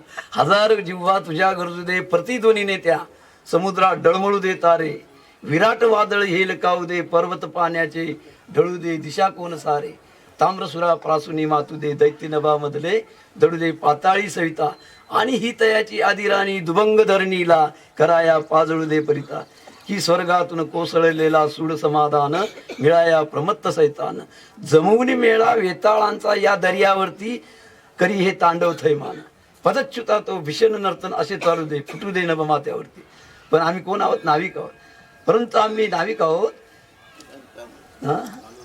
अनंत आमची ध्येयासक्ती अनंत ना अशा किनारा तुला पामर आला. आमचा मार्ग कोणीही रुजू शकणार नाही. मधल्या वेळी जरा मला आठवायला जमत नाही. तर त्यांचं म्हणणं असं आहे की मी निघालोय, कोलंबस म्हणतोय की मी आता या ठिकाणी समुद्र सफार निघाले माझी, पण मी आज मागे हटणारा नाही. वाटेल किती संकट येऊ द्या, त्या संकटावर मात करून मी माझं इप्सित जे आहे ते साध्य केल्याशिवाय राहणार नाही. आणि म्हणून ते म्हणत आहेत की विथभर कारा किंवा दारा किंवा मुलं बाळ हे मला आड येऊ शकणार नाही, मी त्यांच्याही पलीकडे जाऊन हे स्वप्न साकार केल्याशिवाय राहणार नाही. अशा तऱ्हेच्या मला इथं काय म्हणायचं आहे, ह्या कविता कवींनी लिहिल्या आहे, कवींनी त्यांच्या याच्यातून निर्माण केलेलं आहे. पण त्याच्यात आपल्याला किती मार्गदर्शन मिळतं बघा, त्या अनुभवाचे बोल आहेत त्यांचे. आणि अशा रीतीने या साहित्यावर आपण प्रेम करूया. हे साहित्य जेवढं आपल्या नजरेला येईल, आपल्या वाट्याला येईल, त्याचं आपण वाचन करूया. कारण साहित्य अनेक प्रकारचं आहे आणि अक्षर आहे ते सुद्धा. अगदी प्राचीन काळापासून तर आत्तापर्यंत रामायण महाभारत आपण म्हणतो, त्याच्यानंतर संतांचं वाङ्मय पाहतो आपण. पण इथं या काळामध्ये वाचन संस्कृती जवळजवळ दुर्लभ झालेली आहे. आणि म्हणून या वाचन संस्कृतीकडे वळवण्यासाठी प्रत्येक कुटुंबाने आपल्या मुलांना ते धडे दिले पाहिजे. वाचन संस्कृती टिकली तर साहित्य टिकेल. आणि आपण वाचतो पण ते वेगळ्या प्रकारचे साहित्य वाचण्यामध्ये काही अर्थ नाही. संतांना शरण जा, संतांचं साहित्य वाचा, त्या संतांच्या साहित्यातून आपला संसार उभा राहील आणि संसारात कुठल्याही कमतरता भासणार नाही. या ठिकाणी सगळ्यांनी माझं मनोगत ऐकून, खरं तर आपण ज्या संमेलनाला आलो आहोत त्या संमेलनाच्या नावातच इतकी जादू आहे की मी त्या संघटनेशी जोडले गेलो, जरी सभासद नसलो तरी. कारण पहिली गोष्ट मी अक्षरावर प्रेम करतो आणि दुसरी गोष्ट मी माणसांवर प्रेम करतो. आता आस्तिक नास्तिकचा संबंध आला म्हणून मी पण नास्तिक आहे, परंतु त्याच्यामध्ये पण एक इझम येतो, तिथे पण एक वाद येतो. व मी माणसांवर प्रेम करणारा माणूस आहे, एवढंच सांगतो. मालेगावचा इतिहास सांगण्यासाठी म्हणून मी इथे उभा झालोय. तत्पूर्वी आपण जिथे आलो आहोत हे दाभाडी गाव, हे दाभाडी गाव काय आहे तर हे पूर्वी देववाडी होतं. निकम बापू बरोबर, हे देववाडी होतं. हे देववाडी जे आहे हे बोली भाषेमध्ये देववाडी दवाडी दवाडी करता करता दाभाडी झालं. हे दाभाडी आहे. आणि आपण जिथे बसलो आहेत हे रोकडोबा हनुमान मंदिर. हे रोकडोबा हनुमान मंदिर म्हणजे काय का रोकड्या धर्म, जो रोकड्या धर्म सांगितला आहे तो. पूर्वी दाभाडी गावामध्ये जी बाजारपेठ भरायची त्याचा जो पैसा किंवा तो जो काही व्यवहार असायचा तो ह्या इथे या मंदिराच्या परिसरामध्ये व्हायचा. आणि म्हणून मग कोणता हनुमान कोणता मारुती तर तो एक मिनिट तर तो रोकड्या हनुमान रोकड्या मारुती असा तो रोकडोबा हनुमान हा रोकडोबा मारुती झालेला आहे. अशी ह्या मालेगावची ह्या रोकडोबा हनुमानाची गंमत आहे. याच्या बाजूने जी नदी वाहते ती आहे गिरीपर्णा.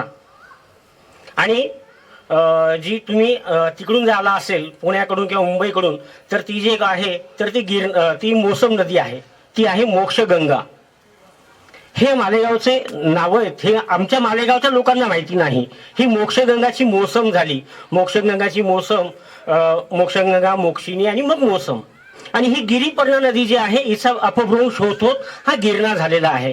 आणि ह्या गिरणा आणि मोसम या नदीच्या काठावर वसलेलं हे मालेगाव, असं हे संगमावर वसलेलं हे मालेगाव गाव आहे. हे मालेगाव हे मूळ मालेगाव गाव पण नाही, याचं मूळ नाव जे आहे ते बरेच लोक म्हणतात आमच्या मालेगावला मालेगावचे प्रसिद्ध असे मल्ल आहेत. या बापू ऐराणी वैभव माननीय एस के बापू पाटील यांचं स्वागत. तर ह्या मालेगावचं जे मी तुम्हाला सांगत होतो की मालेगावला इथे मालेगावचे पैलवान लोक खूप प्रसिद्ध होते म्हणून हे मल्लग्राम आहे का तर असंही अपभ्रंश होत होत मल्लग्राम झालं, मल्लग्रामचं मालेगाव झालं असावं का असं काही संशोधक म्हणतात. दुसरा एक संदर्भ असा येतो की मालेगावच्या मध्ये एक संगमेश्वरची वस्ती जी आहे तिथे खूप माळी लोकांची संख्या आहे. पूर्ण संगमेश्वर हे माळ्यांचं गाव आहे तर म्हणून माळीग्रामवरून मालेगाव आलं का हा एक दुसरा संदर्भ.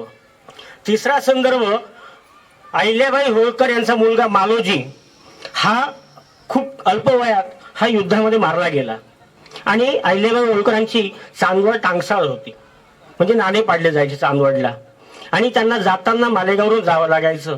तर त्या मालोजीच्या स्मरणार्थ हे मालोग्राम म्हणजे मालोजी ग्राम वगैरे असं होऊन मालेगाव झालं का हा एक संदर्भ अशा बऱ्याच लोकांना वाटतं की हे असं असेल. परंतु हे कोणतेही संदर्भ जरी संगमेश्वरच्या लोकांनी सांगितले की माळीग्राम झाला आहे, पैलवान लोकांनी सांगितले की मल्लग्राम झाला आहे किंवा अहिल्याबाई होळकरांचे मालोग्राम, तसं नसून हे माहुली ग्राम आहे. तिसरा इंद्रकूट राजा त्याने आपल्या जावयाला आंदण म्हणून इथली मालेगावची जहागिरी दिली होती, ती इसवी सन पूर्व 905 या काळामध्ये. आणि तो तसा ताम्रपट सापडला आहे. वजीरखेड्याचं रघुनाथ बदाने नावाचे जे गृहस्थ आहेत त्यांना शेती नांगरत असताना तो ताम्रपट सापडला. तो ताम्रपट आजही नागपूर विद्यापीठामध्ये अभ्यासासाठी ठेवलेला आहे. आणि त्या ताम्रपटाचं वाचन डॉक्टर दाभी कोलते यांनी करून हा संदर्भ मालेगावचं जे गाव आहे ते माहुली ग्राम आहे. आणि माहुली ग्राम हे नाव माहुली ग्राम या नावावरून मालेगाव हा अपभ्रंश झालेला आहे असं हे मालेगाव. आणि दुसरं एक गोष्ट येते की मालेगाव म्हटलं की अनेक लोकांना मालेगावची दंगल आठवते. मालेगाव हे पूर्वी ज्या वेळेला म्हणजे मतदारसंघ मात्र एकत्र होते, आता मतदारसंघ बदललेत कारण नदीच्या पलीकडे आणि नदीच्या अलीकडे असे 2 मतदारसंघ झाले. म्हणजे आता हिंदू आणि मुस्लिम या दोघांनाही एकमेकांच्या मतांची जवळपास गरज राहिलेली नाही. त्यामुळे आता ते राजकीय जे काही त्यांचे धागे दोरे आहेत आणि ते जे काही त्यांना फायदा करून घ्यायचा असतो तसा काही राहिलेला नाही. त्यामुळे आता दंगली मालेगावमध्ये होत नाहीत. बॉम्बस्फोटासाठी मालेगाव प्रसिद्ध आहे. 2006चा एक बॉम्बस्फोट झाला, 2008चा बॉम्बस्फोट झाला, आत्ताच मध्यंतरी साध्वी प्रज्ञा सिंग वगैरे ज्यातून सुटल्या तो बॉम्बस्फोटही मालेगावचाच आहे. कर्नल पुरोहित आणि साध्वी प्रज्ञा सिंग ज्यातून निर्दोष सुटल्या हाही बॉम्बस्फोट मालेगावचाच आहे. अनेक संदर्भ मालेगावच्या संदर्भात आहेत. परंतु हे खऱ्या अर्थाने हिंदू मुस्लिमांचं गाव आहे, ताण्या बाण्याचं गाव आहे हे मला आवर्जून सांगावं असं वाटतं. कारण इथे कापड व्यवसाय इथला खूप प्रसिद्ध आहे. मालेगाव पासून 300 किलोमीटर अंतरावरती मुंबई आहे, 300 किलोमीटरवरती पुणे आहे, 300 किलोमीटर अंतरावर सुरत आहे, 300 किलोमीटर अंतरावरती बडोदा आहे. असं हे मध्यवर्ती ठिकाण हे मालेगाव आहे. हे मध्यवर्ती ठिकाण मालेगाव जे आहे तो कापड व्यवसाय हा सुरतमध्ये जरी प्रसिद्ध असला किंवा तिकडचे कापड, परंतु कापड आधी तयार इथे होतं मालेगावमध्ये. इथलं हातमागावरती पूर्वी हातमाग होते, आता यंत्रमाग आले. तर इथल्या हातमागावरती कापड तयार व्हायचं आणि त्याची प्रक्रिया सुरतला व्हायची आणि म्हणून सुरत हे कापड व्यवसायामध्ये पुढे गेलेला आहे. परंतु कापड व्यवसाय मालेगावमध्ये. आणि इथली मी ताण्याबाण्याचं शहर का म्हटलो की कापड हे उभ्या आणि आडव्या धाग्यांनी कापड विणलं जातं. तसं हिंदू आणि मुस्लिम यांच्या ताण्याबाण्यांनी हे शहर बसलेलं आहे. ह्यामुळे मी ताण्याबाण्याचं शहर म्हटलं. हे ताण्याबाण्याचं शहर का, तर इथले यंत्रमागावर काम करणारे जे लोक आहेत ते मुस्लिम आहेत आणि यंत्रमाग मागावर जे कापड तयार होतं ते कापड खरेदी करणारे हे हिंदू आहेत. म्हणजे दोघांची रोजीरोटी ही एकमेकावरती अवलंबून आहे. एक दिवस जरी मालेगावचा पॉवरलूम बंद असला तरी अक्षरशः वृत्तपत्रामध्ये, मी वृत्तपत्रात काम करतो म्हणून सांगतो की मालेगावमध्ये खडखडाट बंद अशाच हेडिंग असतात. आणि खडखडाट बंद म्हणजे का, की अगदी म्हणजे सगळेच व्यवहार ठप्प होऊन जातात. किंवा जर समजा रमजान असेल, 8 दिवस काम बंद होणार असेल तर त्याची तरतूद त्यांना आधीच करून ठेवावी लागते. अगदी म्हणजे हिंदू लोकांचेही व्यवहार त्यांचे ठप्प होऊन गेले असतात, कारण पूर्णपणे व्यवहार बंद राहिला असतो. आणि हा सूताचा व्यवसाय जो आहे तो मालेगावच्या बाबतीमध्ये सांगायचं तर थोडासा साहित्यिक संदर्भ, अमृता प्रीतमला कोणीतरी विचारलं की तुझ्या आत्मचरित्राचं नाव काय, तर ते सांगितलं रसिदी तिकट. तर तिचं रसिदी तिकट हे आत्मचरित्राचं नाव का, म्हणजे एसटीच्या तिकिटावरती मावेल इतकं तिचं आत्मचरित्र, म्हणजे इतकं साधं सोपं. तसं या मालेगावचा व्यवहार आहे. सिगारेटच्या पाकिटावरती मालेगावचा करोडचा व्यवहार होतो. हे मालेगावचे अनेक लोक सांगतील. बापू बरोबर ना? सिगारेटचं रिकामं पाकिट घेतात, ते उघडतात आणि त्याच्यावरती करोडचा व्यवहार होतो. तुम्हाला आम्हाला कळणार नाही त्यातल्या आकडेवारी. आणि नावं सुद्धा इतकी छान आणि मजेशीर. त्यांची नावं म्हणजे मालेगावमध्ये आता जे समाजवादी पार्टीचे जे लीडर आहेत त्यांचं नाव आहे मुस्तकीम डिग्निटी. आता डिग्निटी हे त्यांचं नाव कसं डिग्निटी, तर त्यांचं डिग्निटी नावाचं कापड दुकान होतं. कौनसा वाला मुस्तकीम, तो बोले अभी डिग्निटी वाला मुस्तकीम डिग्निटी. यासिन मेट्रो नावाचे नगरसेवक होते, कारण त्याचं एक याचं टायरचं दुकान होतं. कौनसा वाला बे यासिन, अबे वो यासिन आहे मेट्रोवाला, यासिन मेट्रो. सलीम अप्सरा, अशी नावं आहेत मालेगावमध्ये. म्हणजे ही यांची आडनावं बनत गेली आहेत. आणि खरं तर ह्या आणि एक सांगायला अजून गंमत, आतिक महिंद्रा, आता महिंद्र एक आमच्या मित्राच्या वडिलांचं नाव सुरेश महेंद्र पवारच्या वडिलां त्या महिंद्रा ट्रॅव्हल्स होतं. ते महिंद्रा ट्रॅव्हल्स हे त्या आतिकने विकत घेतलं. कौनसा वाला, तर तो आतिक महिंद्रा झाला. म्हणजे बाप कोणाचा नाव कोणाचं लागलं. म्हणजे अशा पद्धतीने ह्या मालेगावमध्ये मी म्हणून म्हटलं की ताण्याबाण्यांचं गाव आहे. हे ताण्याबाण्याचं गाव. या मालेगावला अजून एक संदर्भ आहे आणि तो तुम्ही जरूर बघा. म्हणजे मालेगावला एक भुईकोट किल्ला आहे. हा भुईकोट किल्ला कोणी बांधला, तर तो नारोशंकरांनी बांधला. नारोशंकर कुठले? सासवडचे. त्यांचं मूळ आडनाव दाणी. हे नारोशंकर दाणी हे पहिला बाजीराव पेशवा याच्याबरोबर उत्तर भारतामध्ये त्यांनी मर्दुकी गाजवली. आणि ह्या पहिल्या बाजीराव पेशव्या सोबत ते असताना तिथे मला वाटतं की 2च दिवसामध्ये 10,000 इंग्रज सैन्याला यांनी फक्त 800 ते 900 सैन्य इथून उत्तर भारतामध्ये घेऊन गेले आणि त्यांनी त्या इंग्रजांना परतवून लावलं. इतकी मर्दुकी गाजवणारे. तर ह्या नारोशंकरांना पहिला बाजीराव पेशवा म्हटला, आम्ही तर राजे आहोत, तुम्ही राजे बहादर आहात. त्यांना ती पदवी मिळाली राजे बहादर. त्यांचं आडनाव झालं राजे बहादर. हे राजे बहादर त्यांचं खरं आडनाव दाणी.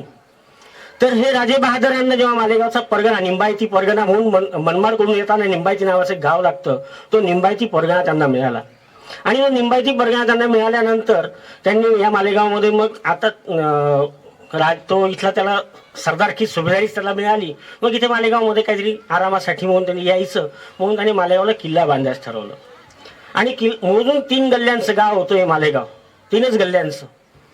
हे सरदार राजे बहादरांनी जेव्हा मालेगावमध्ये आले नारोशंकर, तर त्यांनी इथे किल्ला बांधायचं ठरवलं. आणि किल्ला बांधताना त्यांनी किल्ल्याच्या बांधकामासाठी उत्तर भारतातून जे कारागीर आणलेत ते कारागीर इथे येऊन राहायला लागलेत. आणि त्यांनी किल्ला काही 1-2 वर्षामध्ये बांधून होत नाही, वर्षानुवर्ष लागतात. मग त्यामुळे ते मुस्लिम जे उत्तर भारतातले कारागीर आले त्या कारागिरांबरोबर त्यांच्या बायका, त्यांचं कुटुंब आलं आणि कुटुंब वाढत गेलं. मग त्यातून मग यंत्रमागाचा व्यवसाय पण आला आणि यंत्रमागाचा व्यवसाय इथून भरभराटी लागला. तर हा जो किल्ला आहे, हा किल्ला बांधताना हा किल्ल्याची जी आहे, किल्ला बांधताना हा मी आधी सांगितलं त्याप्रमाणे गिरीपर्णा आणि मोक्षगंगा यांच्या संगमावरती हा किल्ला आहे आणि भुईकोट किल्ला आहे. आणि महाराष्ट्रामध्ये जे काही मोजके भुईकोट किल्ले अतिशय उत्तम दर्जाचे आहेत त्यापैकी एक किल्ला म्हणजे हा. आणि ह्या किल्ल्याचं वैशिष्ट्य सांगावं लागेल. ह्या किल्ल्याचं वैशिष्ट्य असं की हा किल्ला सगळ्यात महत्वाचा आणि अधोरेखित करण्यासारखं आहे. हे अनेक लोक सांगत नाहीत आणि म्हणून मी म्हटलं की ताण्याबाण्याचं शहर, हिंदू मुस्लिमांचं शहर हे सांगितलं पाहिजे की ह्या किल्ल्यामध्ये राजा इथे नसताना म्हणजे नारोशंकर इथे नसताना ह्या किल्ल्यावर ज्या वेळेला इंग्रजांनी आक्रमण केल्यानंतर ह्या किल्ल्यामध्ये 118 अरब सैन्य होतं. 118, फक्त 118 अरब सैन्य आणि 1100 बाहेर इंग्रज सैन्य. अरब सैन्यांच्या हातामध्ये काय फक्त तलवारी आणि बाण आणि इंग्रजांच्या तोफा, बंदुका. आणि अशा अवस्थेमध्ये 18 दिवस युद्ध चाललं. 18 दिवस एका मराठा राजासाठी म्हणजे मराठी राजासाठी एक मुस्लिम सैन्य लढतात, तेही इंग्रजांच्या विरोधामध्ये. हे इतिहासामध्ये दुसरं कोणतंच उदाहरण नसेल. हे केवळ उदाहरण फक्त मालेगावमध्ये आहे. ही एकात्मतेची जी गोष्ट आहे ही फक्त मालेगावच देऊ शकतो. दुसरा अजून मालेगावचा संदर्भ सांगतो. प्रति सरकारने चाललं क्रांतीसिंह नाना पाटलांचं. नाना पाटलांनी क्रांतीसिंह नाना पाटील यांनी प्रति सरकार चालवलं आणि प्रति सरकारचं खूप मोठं नाव या इतिहासामध्ये आहे. आणि आमचं गाव आमचं सरकार असं म्हणणारे क्रांतीसिंह नाना पाटलांचं नाव इतिहासामध्ये आहे. ते प्रति सरकार स्थापन झालं 1930 मध्ये. परंतु मी तुम्हाला सांगतो मित्रांनो, हे मालेगाव हे एकमेव असं गाव आहे की हा 1921 मध्ये स्वतंत्र देश होता. नाना एक नाना मालेगाव स्वतंत्र देश होता 1921 मध्ये. आहे ना गंमत? खरं वाटतंय तुम्हाला? हो मित्रांनो, हे मालेगाव स्वतंत्र देश होता 1921 मध्ये. एप्रिल 1920 ला ज्या वेळेला खिलाफत चळवळ झाली, खिलाफत चळवळीला इथून मालेगावातून बरेच मुस्लिम लोक त्या खिलाफत चळवळीला पाठिंबा देण्यासाठी मुंबईला गेले. आणि मुंबईहून परत आल्यानंतर त्या राष्ट्रप्रेमाने भारावलेली जी मुस्लिम मंडळी होती म्हणजे मालेगावातलीच लोक, तर ह्या मालेगावातल्या लोकांनी त्या राष्ट्रप्रेमाने भारून त्यांनी ठरवलं की आमचं गाव आमचं सरकार, आमच्या गावामध्ये आम्ही सरकार चालवू. आणि आपल्या ह्या मालेगावमध्ये प्रति सरकार चालवलं ते होतं सुलेमानी सरकार. ते सुलेमानी सरकार का? तर त्याचा जो राजा होता त्यांनी स्वतःचा राजा ठरवला. त्या राजाचं 6 लोकांचं मंत्रिमंडळ होतं आणि त्या राजाचं नाव होतं, तो 5 नमाजी होता, सुलेमान शाह रोझन शाह हा त्याचं नाव. तर ह्या सुलेमान शहाचं ते राज्य होतं म्हणून ते सुलेमानी सरकार, हे सुलेमानी सरकार चाललं. आणि राजाच्या प्रमाणे तो जो इंग्रजांच्या बाजूने जो माहिती देईल, जो फुटीर होईल, तो जाऊन माहिती दिली तर ती जर त्याला कळलं तर तो त्याला पकडून आणायचा, त्याला शिक्षा द्यायचा. इथे मालेगावला एक 5 कंदिलवरती मराठी शाळा आहे, त्या शाळेमध्ये त्याचं सरकार भरत होतं. आणि असं ते सरकार ते अनेक दिवस चाललं. ते जवळपास 11 ते 12 दिवस चाललं. आणि जेव्हा इंग्रजांना याची माहिती मिळाली की असं काहीतरी सुलेमानी सरकार आणि आपल्या विरोधात कारवाई सुरू आहे, असं हे कारवाई सुरू असलेलं हे गाव इथे होतं आहे आणि आपल्याला इथे धोका होऊ शकतो, तर त्यांनी त्या लोकांना 6 लोकांना पकडलं आणि त्यांना फाशीची शिक्षा दिली. तर म्हणून मी म्हटलं हे मालेगाव हे स्वतंत्र देश होतं कारण स्वतःचा पंतप्रधान होता. पंतप्रधान हा दुसऱ्या कुठेच असतो, फक्त देशाला असतो, म्हणून मी सांगितलं पंतप्रधान होता. वजीर आझम हे इथे मालेगावला होता. त्याच्यानंतर दुसरी मालेगावचं वैशिष्ट्य, या मालेगावला पूर्वी म्हणजे जेव्हा खानदेश होतं तर खानदेश हे खानदेश असताना खानदेशचं इथून खानदेशची सुरुवात असायची. मालेगाव हे खानदेशचं प्रवेशद्वार म्हणून या मालेगावला कलिदे खानदेश असं म्हणतात. ह्या मालेगावला खूप संदर्भ आहेत. मालेगावमध्ये मोठे मोठे साहित्यिक झालेले आहेत. इथे सुनीताबाई देशपांडे म्हणजे पु ल देशपांडेंच्या पत्नी इथे मालेगावला होत्या. अनेक लोक सांगतात की पु ल देशपांडेही मालेगावला होते, फक्त त्यांची ये जा होती, परंतु ते मालेगावला नोकरीला कधीच नव्हते, हे मुद्दामून सांगितलं पाहिजे. दुसरी गोष्ट, डॉक्टर मसू पाटील म्हणजे ज्यांना साहित्य अकादमी ज्यांना मिळाला, लांबा उजवा आगरी, हे मसू पाटील इथल्या मालेगावच्या महाविद्यालयात प्राध्यापक होते. अनेक लोक या इथून गेलेत. आमचे बापू MV बापू आहेत, चिंदूवायरे सर आहेत. अनेक लोकांनी साहित्य क्षेत्रामध्ये नाव मिळवलेलं आहे. चिंदूवायरे सर जेव्हा सांगत होते आणि अतिशय चांगल्या सुंदर त्या कविता तोंडपाठ कुसुमाग्रज यांच्या, मला अगदी शाळेमध्ये गेल्यासारखं वाटलं सर. खूप सुंदर तुम्ही वर्णन केलं. आणि कुसुमाग्रजांच्या कविता आई नकुल ही खूप आवडती कविता, तुम्ही ती पण म्हटलीत सर. म्हणजे आगगाडी जमीन, क्रांतीचा जय जयकार, कोलंबसाचं गर्वगीत, अनेक लोक सांगतात, पण आई नकुल सारखी चांगली कविता कोणी सांगत नाहीत. आणि ते सुद्धा इंग्रज आणि भारतीय यांच्या म्हणजे दोघांमधले जे काही द्वंद्व होतं, या द्वंद्वाचं सुद्धा ते एक वर्णन आई नकुलमध्ये त्यांनी केलेलं आहे कुसुमाग्रजांनी. बरोबर सर. तर ह्या अशा अनेक गोष्टी आणि विशाखा ह्या कविता संग्रहात त्या आहेत. आणि 1942 सालाच्या जे काही स्वातंत्र्य संग्रामाचं चले जावचं आंदोलन होतं, या चले जावच्या आंदोलनामध्ये विशाखाचं खूप मोठं योगदान आहे. त्यातल्या ह्या कविता, ह्या जवळपास जे नावं घेतलीत आपण, ह्या कविता त्यातल्याच आहेत. असा अनेक संदर्भ या मालेगावच्या संदर्भात देता येतील. शेवटचा एक संदर्भ देतो फक्त. दरम्यान फक्त एकच सांगतो की या मालेगावमध्ये ज्याप्रमाणे मराठी साहित्यिक आहेत, त्याप्रमाणे उर्दू साहित्यिकांची खूप मोठी मांदियाळी या मालेगावमध्ये आहे. म्हणजे मालेगावमध्ये कुठे होत नसेल, पण मालेगावला बहुभाषिक संमेलनं इथे होतात, बहुभाषिक मुशायरे इथे होतात. त्यामुळे आम्ही बऱ्याच वेळेला जातो, बापू आम्ही असतो बऱ्याच वेळेला. बहुभाषिक मुशायरे उर्दू, मराठी, हिंदी एकत्र हे मालेगावमध्ये होतात. आणि मालेगावचे जे शायर आहेत यांचं हे भारतात नाही तर भारताच्या बाहेर देखील शायरांचं नाव आहे. असे अनेक शायर मालेगावचे आहेत. या मालेगावचं एक वैशिष्ट्य सांगतो. या मालेगावमध्ये सुरेश भट ज्यावेळेला इथे आले होते, तर त्यावेळेला आम्ही लोकांनी त्यांना फिरवलं. सुरेश भट म्हणजे खवय्ये माणूस. आणि मालेगावचं वैशिष्ट्य म्हणजे की मालेगावचा पान व्यवसाय, चहा व्यवसाय, लुंगी हे प्रसिद्ध आहेच. तर सुरेश भटांना इथे आम्ही आमच्या वाचनालयामध्ये, इथे काकानी वाचनालय, त्यांना बोलवलं. त्यावेळेला काकानी वाचनालयामध्ये थोडंसं डागडुजीचं काम चालू होतं, म्हणून आम्ही टाऊन हॉलमध्ये तो कार्यक्रम घेतला. आणि ते सुरेश भटांना सहज विचारलं होतं आम्ही की मालेगावकडे बघून तुम्हाला काय वाटतं. तर सुरेश भट म्हटले, शेवटचं एक फक्त सुरेश भटांना सांगतो आणि थांबतो. आणि तुम्ही सर्वांनी ऐकून घेतलं त्यामुळे मी आभार मानतो. आणि शेवटचे सुरेश भट जे म्हणतात ते सांगतो. सुरेश भट असं म्हटले होते, थुंकले इथे तिथे, थुंकले इथे तिथे कुणास आहे ठाव, थुंकले इथे तिथे कुणास आहे ठाव, एक मात्र खरे पांढरंगी रंगले आहे मालेगाव, पांढरंगी रंगले आहे मालेगाव.